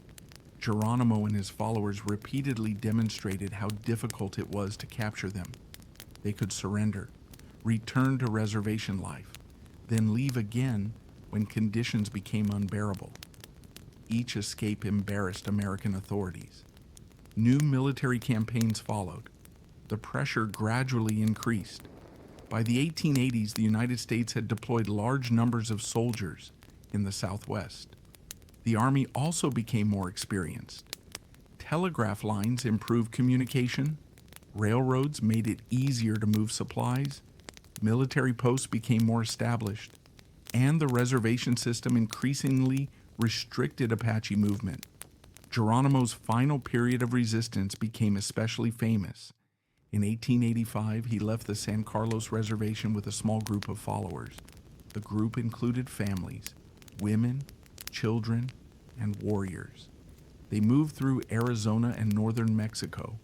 The Army launched a massive pursuit. Thousands of soldiers became involved directly or indirectly. Mexican troops also participated. Yet the Apache group remained difficult to capture. For months, they moved through rugged country. Their ability to travel long distances shocked many American soldiers. But the constant pursuit took a terrible toll. Families were exhausted, supplies were limited, and the possibility of permanent freedom was becoming increasingly remote. Geronimo eventually agreed to surrender in 1886. The final surrender took place near Skeleton Canyon in Arizona. For many Americans, it was celebrated as the end of a dangerous chapter. But for the Chiricahua Apache, it was the beginning of another tragedy. Geronimo and many of his followers were imprisoned far from their homeland. The Chiricahua were transported east, families were separated, people died from disease and unfamiliar conditions, and they were denied the ability to return freely to their ancestral lands. Geronimo himself spent the rest of his life as a prisoner of war. He eventually became a famous public figure. He appeared at events, photographs were taken of him, he participated in exhibitions, and he became a symbol of the vanishing frontier. But behind the famous photographs was a man who had never freely chosen to leave his homeland. The surrender of Geronimo is often described as the end of the Indian Wars. In one sense, it marked the end of major organized armed resistance by native groups in the American West. But it did not end the struggles of native peoples. The reservation system remained. Land disputes continued, assimilation policies intensified, children were sent to boarding schools, languages and traditions came under pressure, and native communities had to find new ways to survive politically and culturally. The battlefield was disappearing, but the struggle was changing. Native resistance increasingly took other forms: community organization, legal action, cultural preservation, political activism, and the simple determination to survive. The Indian Wars had never been only about battles. They had always been about land, sovereignty, identity, and the right of communities to determine their own future. By the late 1880s, the United States had achieved military dominance across most of the West. The railroads were expanding, settlements were multiplying, the buffalo were nearly gone, and the great resistance movements had largely been defeated. Yet one final tragedy would demonstrate just how far the country had moved from the world of the earlier frontier. In South Dakota, among the Lakota, a spiritual movement had created hope during a period of enormous hardship. It was called the Ghost Dance. And soon, fear surrounding this movement would lead to one of the darkest episodes in the entire history of the Indian Wars. The story would end not with a great battlefield victory, but beside a frozen creek at Wounded Knee. By the late 1880s, the great wars of the American frontier were changing. The battles were becoming fewer, the military campaigns were becoming more organized, and native communities across the West were facing a new reality. The United States had established military posts across enormous distances. Railroads carried soldiers and supplies. Telegraph lines connected distant towns. Settlers occupied more land. And the buffalo herds that had once supported many plains communities had nearly disappeared. But the end of armed resistance did not mean that native peoples had stopped struggling. The struggle had simply changed. On the northern plains, among the Lakota and other native communities, a new spiritual movement began to spread. It was known as the Ghost Dance. The movement emerged during a period of extraordinary hardship. Native lands had been reduced, reservations had been divided and restricted. Traditional hunting had been disrupted. The buffalo were nearly gone, and government policies were attempting to reshape native society. Families were dealing with hunger, poverty, disease, and uncertainty. In this atmosphere, spiritual renewal could offer something that politics and warfare no longer seemed able to provide. The Ghost Dance was connected to the teachings of a northern Paiute spiritual leader named Wovoka. He taught that a spiritual renewal was possible. The dead would return, the buffalo would return and native peoples would be restored to a better world.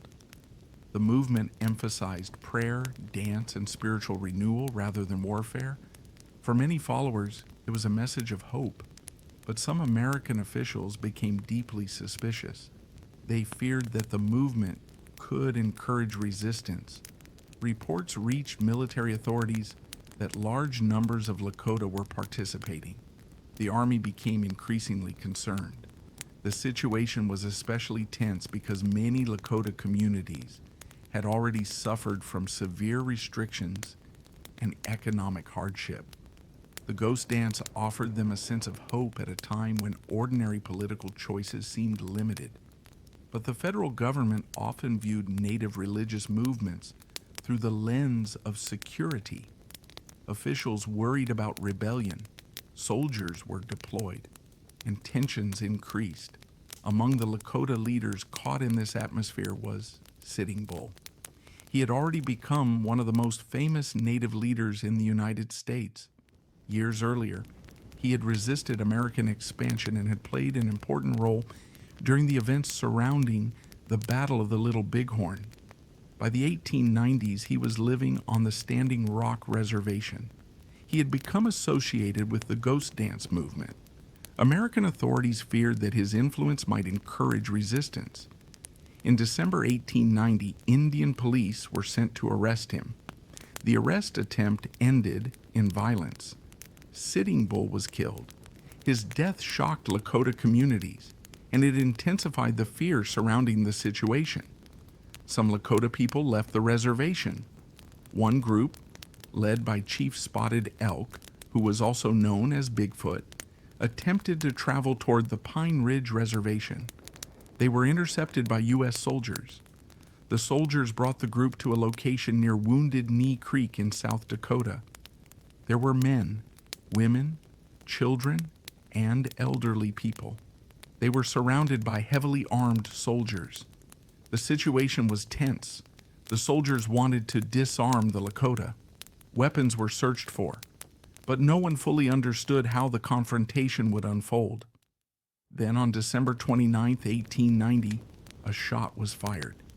Exactly how the first shot occurred remains debated. But once shooting began, the situation rapidly became catastrophic. The soldiers opened fire. The Lakota attempted to flee. Some fought back. Others ran toward the surrounding landscape. But they were surrounded by soldiers armed with rifles and supported by Hotchkiss guns. The firing continued. Women and children were among those killed. The exact number of Lakota deaths remains uncertain, but historians generally estimate that hundreds were killed or wounded. U.S. soldiers also died. But the scale of Lakota civilian casualties made the event fundamentally different from the classic image of a battlefield. Wounded Knee became a symbol. For many Native people, it represented the culmination of decades of broken treaties, forced removal, military campaigns, reservation restrictions, and cultural suppression. For the United States, it was often presented at the time as another military engagement, but later generations would increasingly understand the event as a massacre. The contrast between the two interpretations tells us something important about the history of the Indian Wars. History is not only about what happened, it is also about how events are remembered. The violence at Wounded Knee did not occur in isolation. It was connected to the larger transformation of the American West. The land rushes, the railroad, the destruction of the buffalo, the reservation system, the military campaigns, the expansion of American settlement, and the increasing restrictions placed upon Native communities. By 1890, the United States had become a continental power. The frontier was closing. The great armed resistance movements had largely ended, but the consequences of the Indian Wars were only beginning to unfold.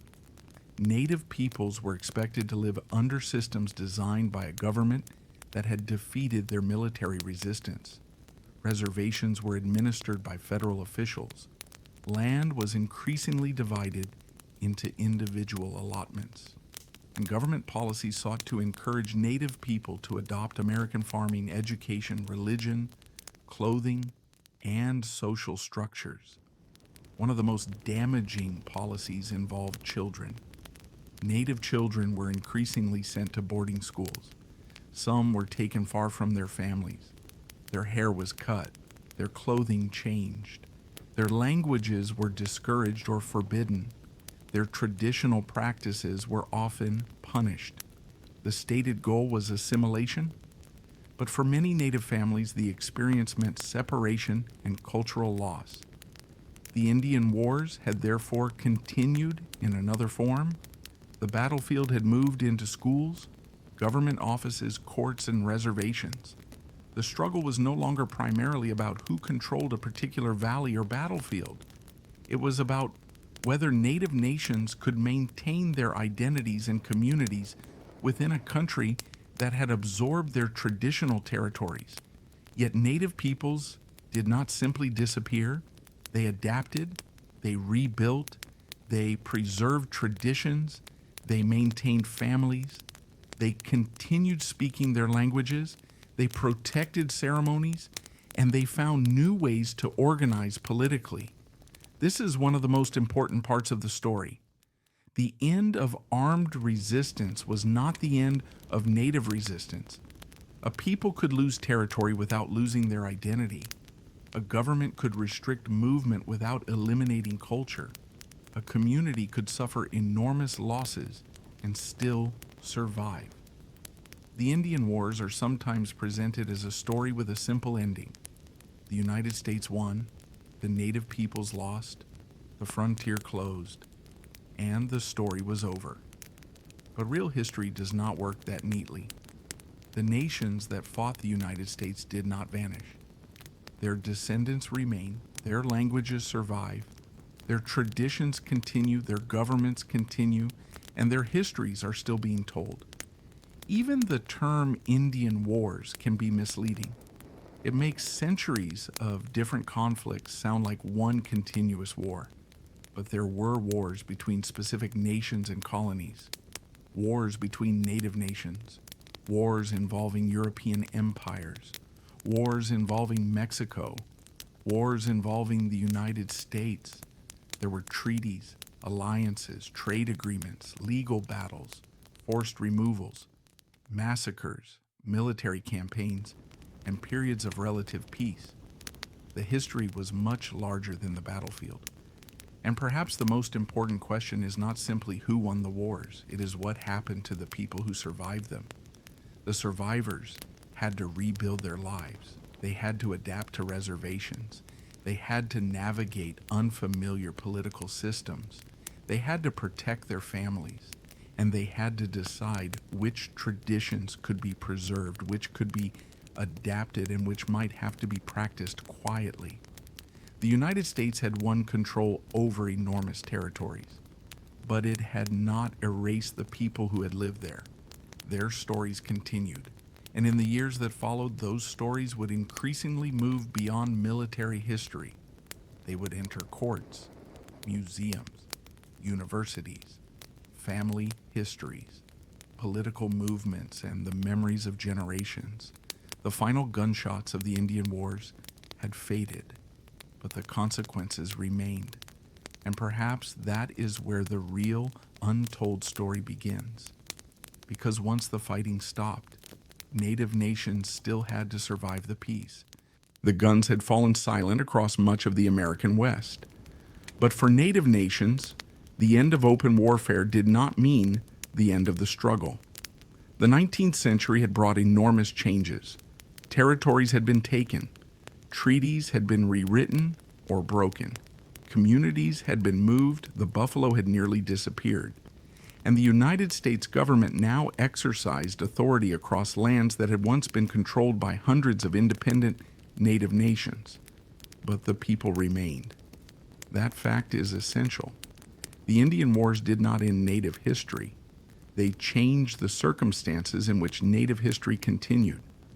Across reservations, native families faced a new kind of pressure. Instead of soldiers riding toward their villages, Government agents now appeared in offices. Instead of military campaigns, there were regulations. Instead of open battles, there were policies designed to reshape native societies. The reservation system became one of the most important features of this new era. Reservations had existed before the final Indian Wars, but by the late 19th century, they had become central to federal policy. Native communities were expected to remain within defined boundaries. Government agents controlled many aspects of reservation administration. Food and supplies could be distributed through federal agencies. Movement could be restricted, and traditional economic activities were increasingly disrupted. For people accustomed to traveling across large territories, the restrictions could feel suffocating. A hunter who had once followed buffalo across the plains could no longer simply travel wherever he wished. A family that had traditionally moved seasonally might now be expected to remain in one location. A community that had governed itself according to its own traditions now faced federal officials who claimed authority over many aspects of daily life. The government often described these policies as an attempt to civilize Native peoples. But Native societies already had their own systems of government, education, religion, family life, and economic organization. The issue was not that Native peoples lacked civilization. The issue was that the United States wanted them to become something different. This pressure became especially intense through education. Native children were increasingly sent to boarding schools. Some schools were located on or near reservations. Others were hundreds of miles away. Children could be separated from their parents for years. At school, they were often expected to abandon their traditional clothing. Their hair could be cut. Native languages were discouraged or forbidden. Christian religious practices were promoted. And students were trained for forms of work that government officials believed would prepare them for life within American society. The experience could be deeply traumatic. Children were separated from their families at young ages. Some never returned home, others returned speaking a language their grandparents could not understand. Yet even within these institutions, Native children found ways to maintain connections with one another. They remembered songs, stories, words, family traditions, and fragments of cultural knowledge. The attempt to erase identity did not completely succeed. Native culture survived partly because families continued passing knowledge from one generation to another, at home, in secret, during ceremonies, through stories, and through everyday life. Another major policy was allotment. The Dawes Act of 1887 attempted to divide communally held reservation lands into individual parcels. Supporters claimed that private land ownership would encourage Native people to become farmers and integrate into American society. But the policy had devastating consequences. Land that was not assigned to individuals could be declared surplus and sold to non-Native settlers. Over time, Native nations lost millions of acres. The policy weakened communal land systems and reduced the territorial base of many Native communities. What had once been a tribal homeland could become a collection of individual parcels surrounded by non-Native settlement. The consequences lasted for generations. Yet Native people did not simply accept these policies. They protested, they petitioned, they went to court, they wrote letters, they formed organizations, and they negotiated with government officials. Political resistance became increasingly important. The battlefield had changed, but resistance had not disappeared. In the Southwest, Native communities continued fighting for land and water rights. In the Plains, families struggled to preserve ceremonies and traditional practices. In the Pacific Northwest, Native communities defended fishing rights that had existed long before American state boundaries. Across the country, people found different ways to protect their communities. This is why the phrase, "the end of the Indian Wars," can be misleading. If we define war only as armed fighting, then the major conflicts were largely over. But if we define the struggle as a contest over land, sovereignty, culture, and identity, then it continued. And it continues in different forms today. The United States itself was also changing. The frontier was closing, cities were expanding, industry was growing, railroads connected the country, immigration was transforming communities, and America was becoming an increasingly modern industrial nation. The romantic image of the frontier began to grow precisely because the real frontier was disappearing. People who had never experienced frontier life began imagining it through stories. The cowboy became a national symbol. The cavalry became part of popular mythology.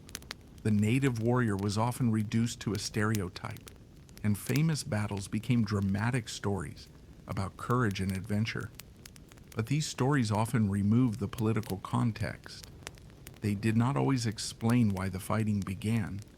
They rarely explored the complex treaty negotiations that preceded many conflicts. And they frequently overlooked native families who experienced the consequences of war. A battle could be remembered as a heroic victory, while the displacement that followed was forgotten. This happened especially with famous events, such as the Battle of the Little Bighorn.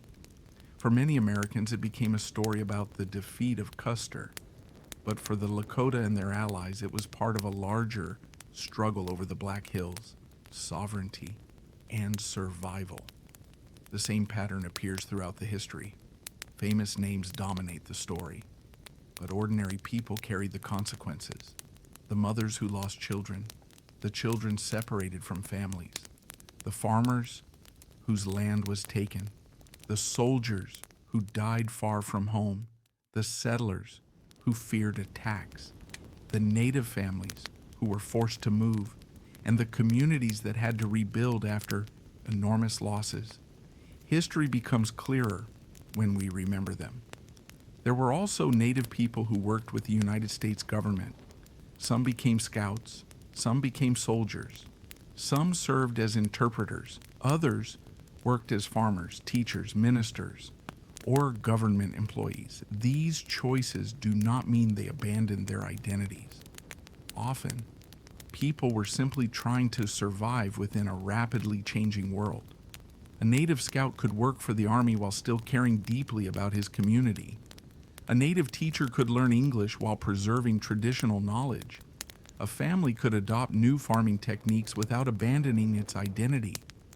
Cultures are rarely either completely preserved or completely destroyed. They change, they adapt, they survive. By the beginning of the 20th century, the United States had largely achieved what military campaigns had been attempting for decades. Native peoples had been confined to reservations. The Army no longer faced large-scale native confederacies across the plains. The railroads had crossed the continent. Settlers occupied enormous areas of former native territory.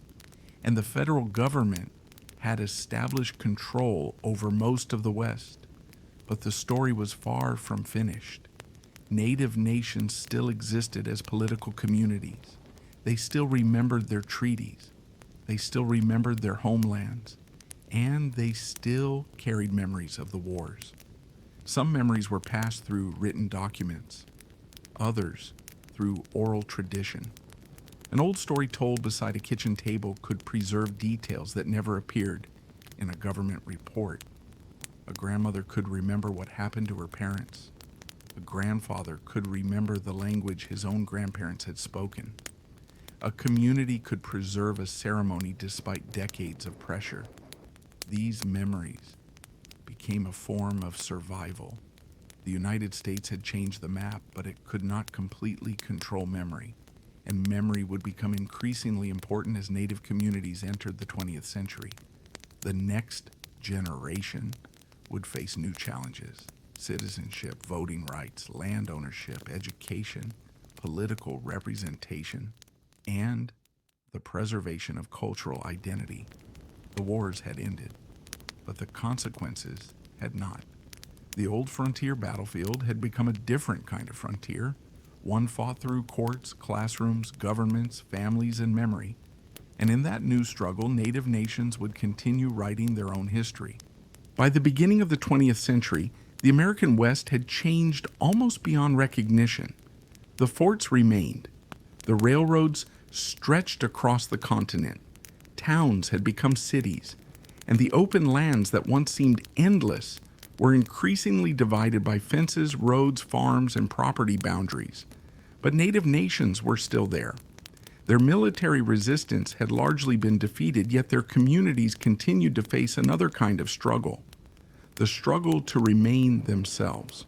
For generations, the United States had treated Native peoples primarily as obstacles to territorial expansion. Now federal officials increasingly focused on changing Native societies from within. The goal was assimilation. The idea was that Native people should gradually abandon their traditional ways and become part of mainstream American society. Government officials believed that private land ownership, farming, Christianity, and American-style education would accomplish this. But to Native families, these policies could feel like another form of conquest. A child sent to a boarding school was not simply receiving an education. That child might be separated from parents, grandparents, language, and community. A family receiving an individual allotment of land was not simply becoming a property owner. The policy could weaken the communal land systems that had existed for generations. And a Native person being encouraged to abandon traditional ceremonies was being asked to surrender part of an identity. The battlefield had disappeared, but the pressure continued. One of the most important changes came through the boarding school system. Schools such as the Carlisle Indian Industrial School became symbols of the government's assimilation policy. Children were brought from reservations and placed into institutions far from their homes. They were taught English, they were given new clothing, their hair was often cut, traditional languages were discouraged, and students were trained for occupations that government officials considered useful in American society. The intention was transformation, but the human experience was much more complicated. Children missed their families. Some became ill, some died, others resisted quietly. They spoke native languages when they could. They remembered family stories. They formed friendships with other native students. And when they returned home, many carried both new experiences and old traditions with them. The government could control a classroom. It could not completely control memory. This became one of the recurring themes of Native survival. Adaptation did not necessarily mean disappearance. Native people learned new languages, worked in new industries, used American legal systems, attended schools, served in the military, and participated in the growing American economy. At the same time, they continued maintaining family relationships, ceremonies, stories, and cultural identities. The two worlds could exist together, sometimes uneasily, sometimes creatively, and sometimes painfully. Land remained one of the greatest problems. The Dawes Act of 1887 had divided many reservation lands into individual allotments. Government officials believed private ownership would encourage Native people to become farmers, but the policy also opened so-called surplus lands to non-Native settlement. As a result, Native landholdings declined dramatically. A reservation that had once been held collectively could become fragmented. Some families lost land through sales. Others lost land because of complicated legal systems they did not fully understand. Fraud and exploitation also occurred. The result was a profound reduction in Native land ownership. The consequences were not only economic. Land was connected to community, culture, family, and identity. Losing land could mean losing the physical foundation of a community, yet Native nations continued to fight. Sometimes they fought through petitions, sometimes through courts, sometimes through political organizations. and sometimes through local resistance that never appeared in national newspapers. One example came from the Southwest. Apache communities continued rebuilding after the years of war and imprisonment. The Chiricahua people had experienced forced removal and separation. Many had been held far from their homeland. Families were divided, but eventually, some were able to return west. The return was not simple. Their ancestral territory had changed. American settlements had expanded. Land ownership had been transformed. And the old political world no longer existed. Still, returning mattered. It represented a connection to homeland that could not easily be erased. The same principle appeared across the country. Native people continued to remember places: a river, a mountain, a burial ground, a hunting area, a village site, a sacred landscape. Even when legal ownership changed, cultural memory remained. The Indian Wars had changed the map, but they had not erased the relationship between native communities and the land. Meanwhile, the popular image of the West was becoming increasingly romantic. The actual frontier had disappeared, but books and performances kept it alive. Wild West shows traveled across the country. Audiences watched staged battles. Horsemen performed tricks. Sharpshooters demonstrated their skills, and native performers were sometimes included as part of the spectacle. The public was shown an ancient and entertaining version of the frontier, but this version could hide the painful realities behind it. The Indian Wars became stories about heroes and villains. Native peoples were often portrayed as a single enemy. Their individual nations were forgotten. Their political goals were ignored, and the reasons for resistance were simplified. The real history was far more complex. The Lakota were not the Apache. The Apache were not the Comanche. The Nez Perce were not the Cherokee. And the Cherokee were not the Seminole. Each nation had its own history. Each had different relationships with the United States, and each experienced the 19th century in different ways. Even within individual nations, people disagreed. Some supported resistance, others supported negotiation, some moved onto reservations willingly, others were forced. Some worked with the army, others fought it. These differences do not make the history less meaningful. They make it more human. People were making decisions under extraordinary pressure. Often, none of the available choices were good. A leader might negotiate because war seemed impossible. Another might resist because surrender seemed worse. A family might move because soldiers were approaching. Another might remain because leaving would mean abandoning ancestral land. There was no universal answer. There was only survival.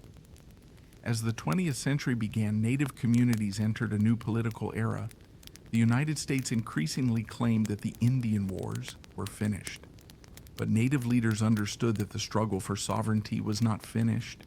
Treaties still mattered, land still mattered, education still mattered, and political representation mattered. Native people increasingly used American institutions to defend native interests. They hired lawyers, filed lawsuits, published newspapers, formed organizations, and spoke publicly about injustices. This was a new form of resistance. The weapons were different. The battlefield was different. But the objective remained familiar. Protect the community. Protect the land. Protect the future. And perhaps most importantly, protect the right to decide who they were. The old frontier was disappearing from the landscape, but its consequences remained visible everywhere, in reservation boundaries, in railroad routes, in land ownership, in museums, in family stories, and in the names of places across the American West. The Indian Wars had ended as a series of major military campaigns, but the people who had survived them were still living with their consequences, and their descendants would continue asking questions that the 19th century had never answered. What does sovereignty mean? Who has the right to determine the future of a nation? Can a treaty be forgotten? simply because political power changes? And how does a people preserve its identity after generations of pressure? Those questions would carry Native history into the modern era. The guns had gone silent, but the conversation had only begun. The 20th century had arrived, but the consequences of the Indian Wars had not disappeared. Across the West, the battlefields were becoming quiet. The old military forts were changing. Railroads had replaced many of the trails. Cities were growing where frontier settlements had once stood. And the great buffalo herds that had once covered the plains existed mostly in memory. Yet Native nations continued living on. They were no longer facing armies in the same way they had during the 19th century. Instead, they faced a different kind of struggle, a struggle over land, political authority, culture, education, and the right to determine their own future. For many Americans, the closing of the frontier created the impression that the story was finished. The United States had expanded from the Atlantic to the Pacific. The territories had become states. The railroads connected the country, and the government had established control across most of the West. But from the perspective of Native nations, the end of military resistance did not mean the end of the conflict. It simply changed the battlefield. A government office could be as important as a fort. A courtroom could replace a battlefield. A school could become a place where cultures collided. And a land survey could change a family's future just as dramatically as a military campaign. One of the most important battles of this new era involved land. For generations, Native communities had understood their territories through collective relationships.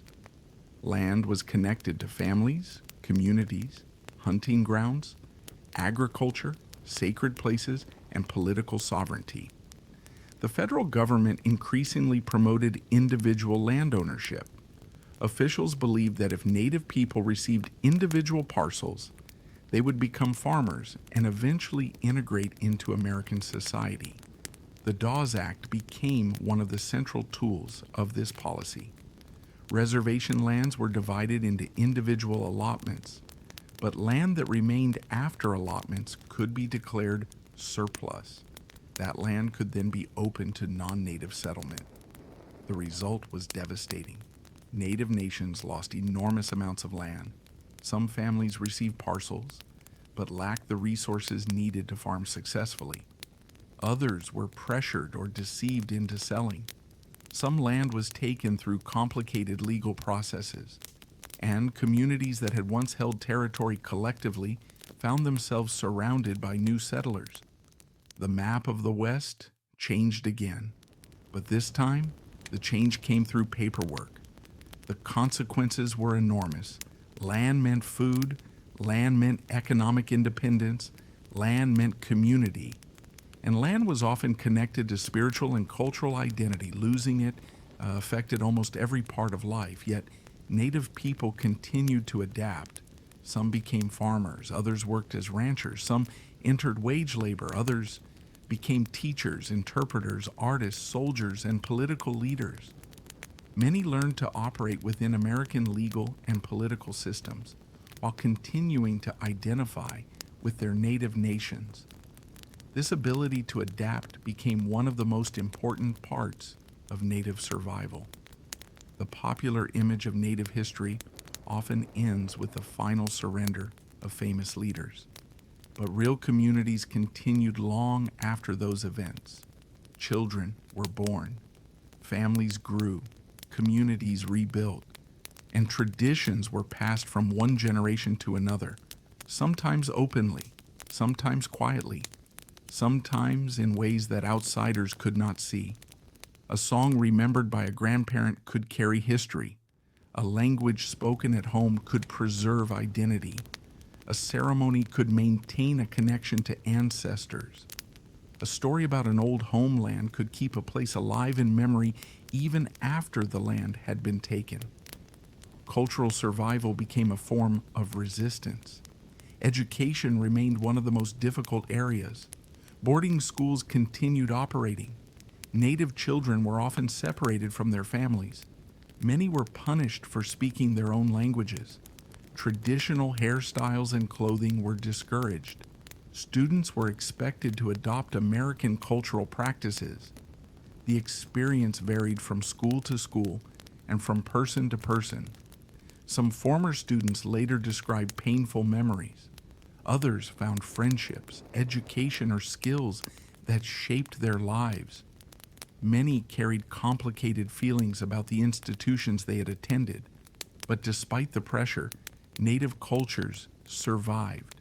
Children who had been punished for speaking their language might later teach words to their own children.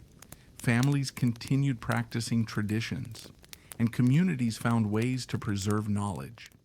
This survival was not always visible to the outside world, but it mattered. Meanwhile, the United States was increasingly romanticizing the frontier. The West became a symbol of freedom. Cowboys became heroes. The cavalry became part of popular entertainment, and the Indian Wars became dramatic stories. Traveling Wild West shows helped create this mythology. Audiences watched horseback performances, stage battles, and reenactments of frontier scenes. People who had never traveled west could experience a theatrical version of the frontier, but the entertainment often simplified history. Native nations were portrayed as a single group. The reasons for their resistance were rarely explained. Treaties were largely absent from the stories, and the experiences of Native families were often pushed into the background. The frontier became a stage, the real people became characters. This mythology would eventually spread through novels, newspapers, paintings, radio, and movies. But the real history remained underneath. There were many Native nations, many different wars, many different treaties, and many different experiences. The Cherokee story was not the Lakota story. The Lakota story was not the Nez Perce story.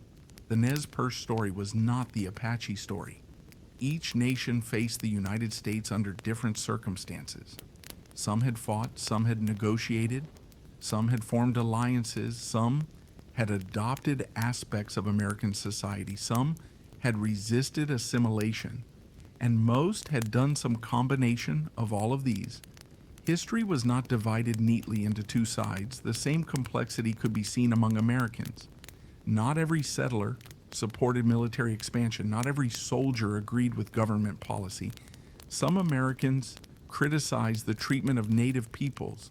Journalists reported abuses. Religious groups debated federal policy. Lawyers defended Native rights. And some government officials argued that treaties should be honored. The United States itself contained disagreements over what should happen to Native nations. But the balance of political and economic power remained heavily against them. As the decades passed, Native leaders increasingly turned toward organized political action. They wrote petitions. They traveled to Washington. They met with government officials. They challenged land policies. They appealed to courts, and they created organizations to represent Native interests. This was not a rejection of Native identity. It was another way of defending it. The struggle for sovereignty had entered a new era, and sovereignty was about more than territory. It meant the right of a people to govern themselves, to maintain their communities, to preserve their traditions, to make decisions about their future, and to be recognized as nations rather than simply as populations under federal control. These questions became increasingly important during the 20th century. The old military frontier had vanished, but a political frontier remained. Native nations were navigating a country that had been built across their former territories. They were citizens in some contexts, members of sovereign tribal nations in others, and often both at once. This created legal and political questions that continue to shape American history. Yet perhaps the most remarkable part of the story was simply survival. The United States had attempted to reshape Native societies. It had taken land, restricted movement, suppressed languages, separated children from families, and defeated military resistance. But native nations remained. Their descendants still knew who they were. Their communities still existed. Their stories still circulated. And their connection to the past had not been erased. The Indian Wars had therefore left behind a complicated legacy. They had transformed the map of North America. They had created new American states and territories. They had opened land for settlers and businesses. But they had also created generations of loss, displacement, and cultural disruption. And the story could not honestly end with the last battle, because after the soldiers left, the survivors still had to build lives. They had to raise children, protect traditions, recover from loss, and find a place in a country that had been transformed by the conflicts of the previous century. The next generation would take up that challenge, and slowly the story of native survival would move from the reservation office and the battlefield into the courtroom, the political arena, the classroom, and eventually the national conversation. The old battlefields had become quiet. Across the American West, grass was growing over places where soldiers and native warriors had once fought. Military forts were being abandoned or transformed into ordinary settlements. Railroad stations stood where wagon trails had once crossed the plains, and towns were growing around them. To many Americans, this looked like the end of the frontier. But for native nations, history was continuing. The end of the Indian Wars had not brought an end to the struggle for independence. Instead, the struggle was moving into a different era. The great question was no longer simply whether native warriors could defeat American soldiers on a battlefield. It was whether native nations could preserve their identity, their communities, their land, and their political rights within a country that had expanded across their homelands. The 20th century would test that question again and again. One of the most important changes was the growing use of American courts and political institutions. Native leaders increasingly realized that they could challenge government policies through legal arguments. Treaties became important evidence.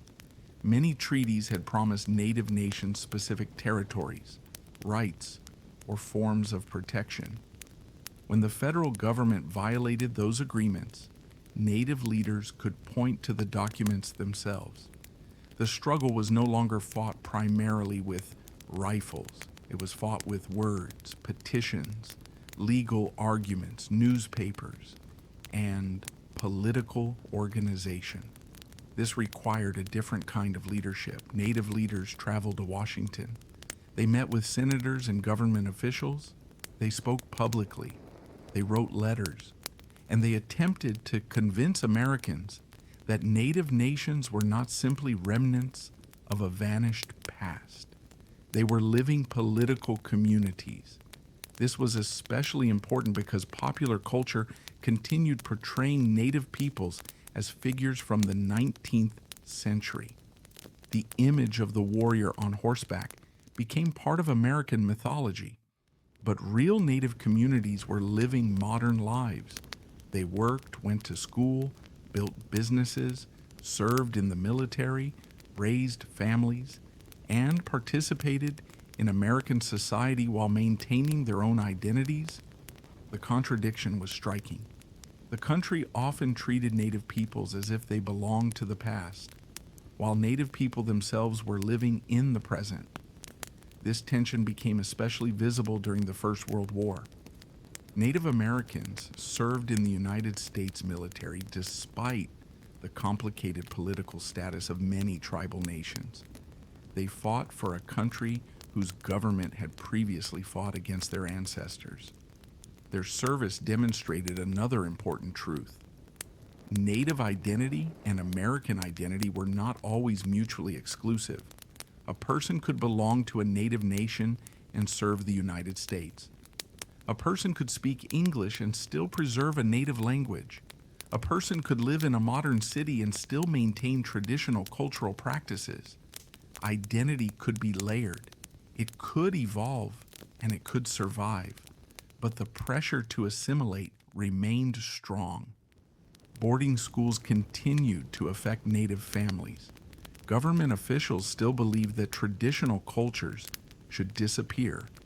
Land ownership remained a major problem, and many reservations faced poverty and limited economic opportunities. Native communities had to deal with conditions created by policies they had not chosen, yet they continued to organize. By the early 20th century, Native political organizations were becoming increasingly important. Leaders worked to protect land, defend treaty rights, improve education, and gain greater political influence. They were entering a national political system that had once largely ignored their voices. The struggle could be slow, sometimes frustrating, and often unsuccessful, but every legal victory or political agreement could protect something important for future generations. Meanwhile, historians were beginning to reconsider the old stories of the frontier. For decades, American history had often been presented through the experiences of settlers and soldiers. Native peoples appeared mainly when they fought. Their lives before and after the wars received much less attention. But historians gradually began asking different questions. What did Native nations want? How did they understand treaties? How did they experience westward expansion? Why did they resist? How did they adapt? And what happened to their communities after the fighting stopped? These questions changed the way the Indian Wars were understood. A battle was no longer seen as an isolated event. Researchers began examining what happened before the battle: the land disputes, the treaties, the economic pressures, the political decisions, the migration of settlers, and the experiences of ordinary families. The result was a much more complicated history. The Indian Wars were not simply a series of battles between civilization and savagery. That old interpretation ignored the fact that Native nations had complex societies long before the United States existed. They had governments, diplomacy, trade networks, agriculture, religious traditions, and sophisticated knowledge of their environments. They were not obstacles standing in the way of history. They were part of history, and they remained part of it after the wars ended. The legacy of the wars could also be seen in the landscape. Many places across the West still carried Native names: rivers, mountains, towns, valleys, and roads. Some names came from Native languages, others were assigned by settlers. But the geography itself preserved traces of earlier worlds. Historic battlefields became protected sites. Museums collected artifacts, and communities began preserving oral histories. The memory of the wars was no longer controlled entirely by government reports. Native descendants increasingly told their own stories. This was important because historical memory can shape identity.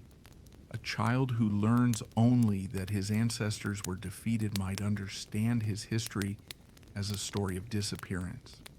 A child who learns that his ancestors survived, adapted, protected their families, and preserved their culture understands something very different.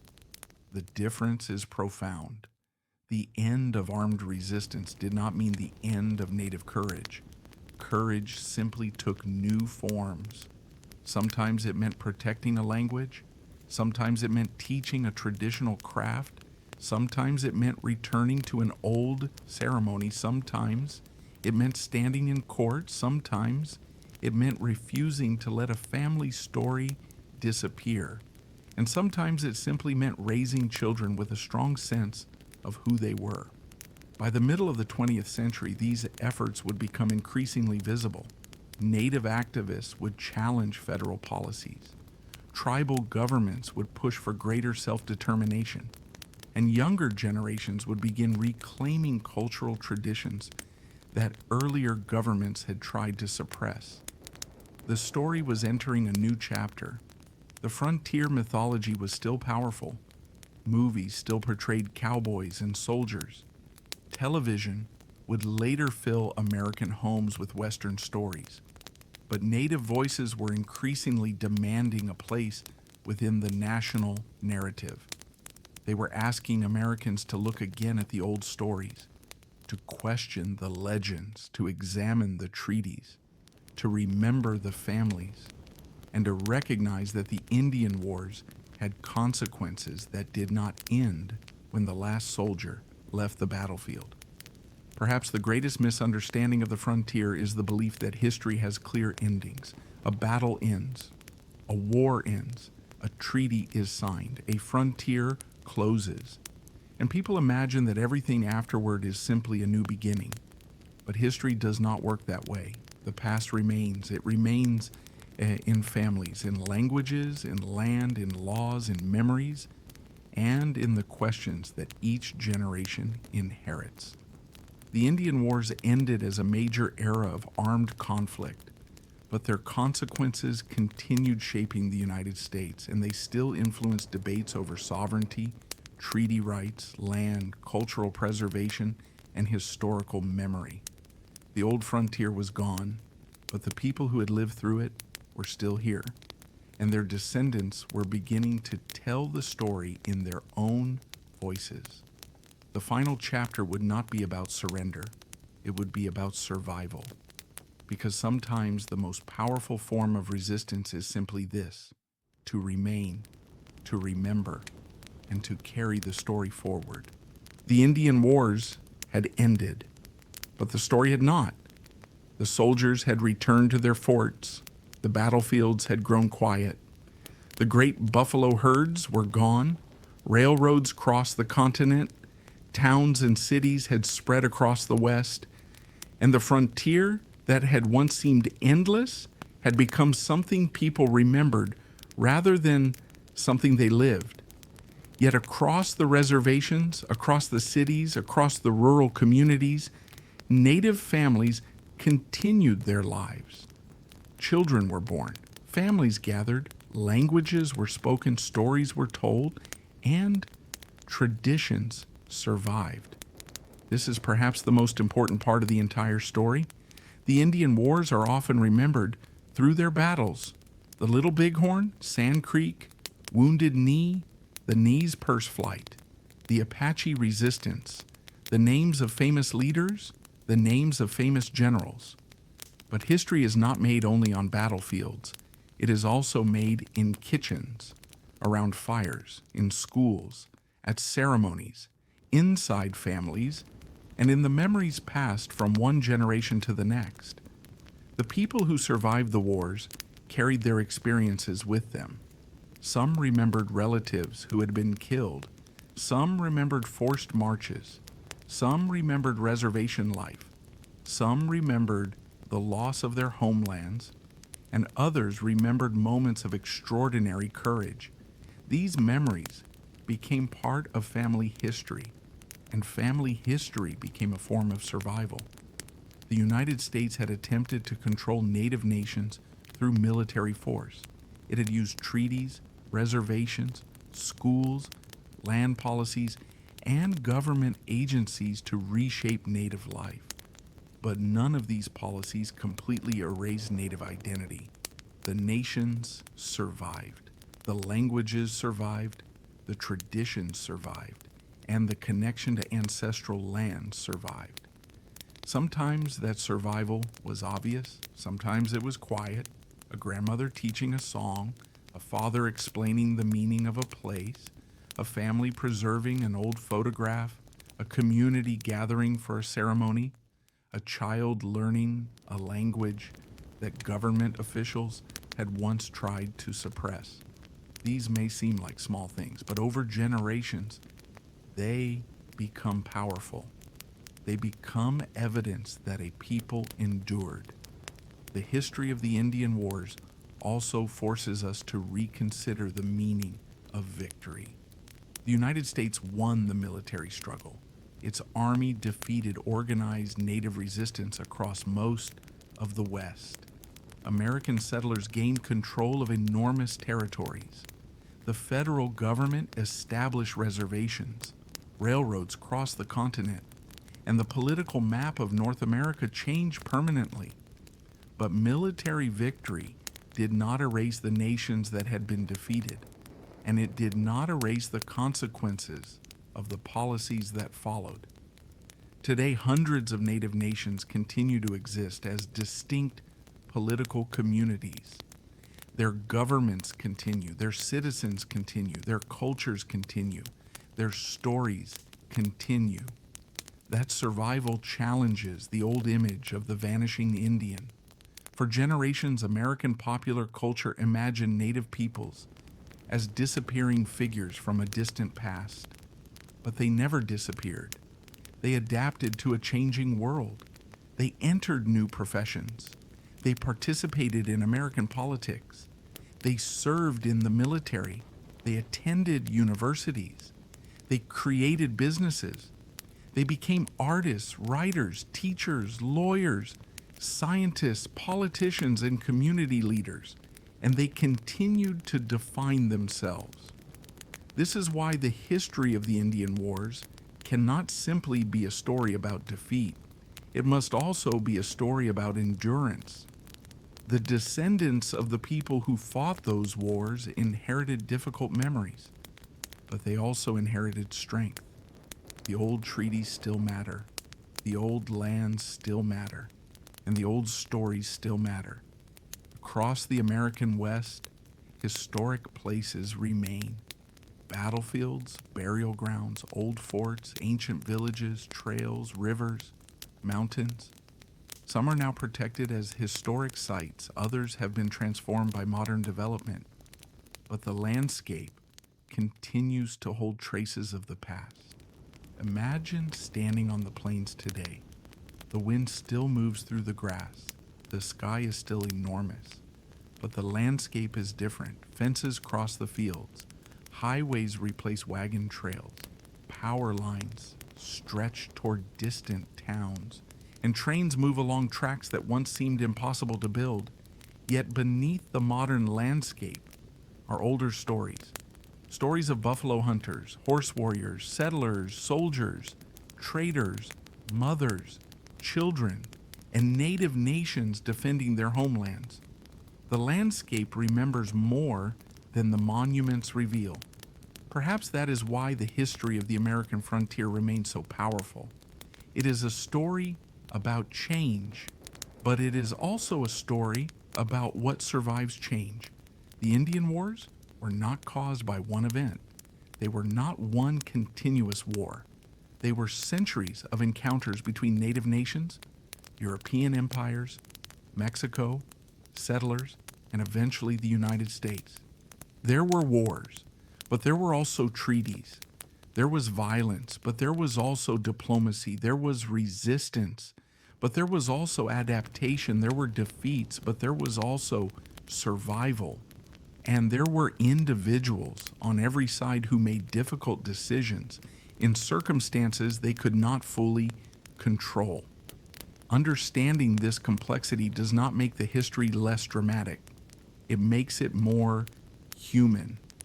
A soldier could be frightened. A settler could be desperate. A native warrior could be determined to protect his family. A mother could fear losing her children. A leader could struggle between peace and resistance. A government official could believe he was creating a better future while participating in policies that caused enormous suffering. History rarely fits neatly into heroes and villains. It is filled with people making choices, and those choices have consequences. The most important lesson of the Indian Wars may therefore be about listening. Listening to treaties, listening to native oral histories, listening to descendants, listening to the experiences of ordinary people whose names never appeared in history books. Because when we listen only to the victors, history becomes incomplete. The frontier was not empty. The land was not waiting for history to begin. History was already happening, and the people who lived there were already building societies, raising families, trading, farming, hunting, governing, and telling stories. The arrival and expansion of the United States transformed that world, but it did not erase it. Today the story continues. Native nations continue to protect their languages, restore cultural traditions, defend treaty rights, teach younger generations, preserve sacred places, and tell their own histories. The descendants of those who experienced the Indian Wars are not simply characters from America's past, they are part of America's present. And that may be the most important truth to remember when the old frontier stories come to an end. The frontier did not disappear because the people who lived there ceased to exist. It disappeared because the country around them changed. The roads came, the railroads came, the fences came, the cities came, the maps changed, but the people remained. Their descendants remained, their memories remained, and their stories remained. So as we close this journey tonight, imagine the Great Plains once more. The sun is disappearing beyond the horizon. The grass is moving gently in the evening wind. A distant train passes across the landscape. There are no soldiers marching, no cavalry riding toward a village, no battle waiting in the distance. Only the quiet. And somewhere in that quiet are the memories of generations. The sound of horses, the movement of buffalo, the voices of families, the counsels of leaders, the songs of ceremonies, the footsteps of children, the thunder of war, and finally, the silence that followed. But silence does not mean forgetting. The stories are still here, and as long as those stories are remembered, the people who live them remain part of the history of this continent. The Indian Wars were not simply the story of how the American frontier was conquered. They were the story of how native nations fought to protect their homelands, how families survived extraordinary disruption, how cultures endured, and how a people continued forward after an era of unimaginable change. The final chapter, therefore, is not really about an ending. It is about continuation. The wars ended, the frontier closed, but native history continued, and it continues still. Good night, and wherever you are tonight, may the quiet stories of the past carry you gently into sleep.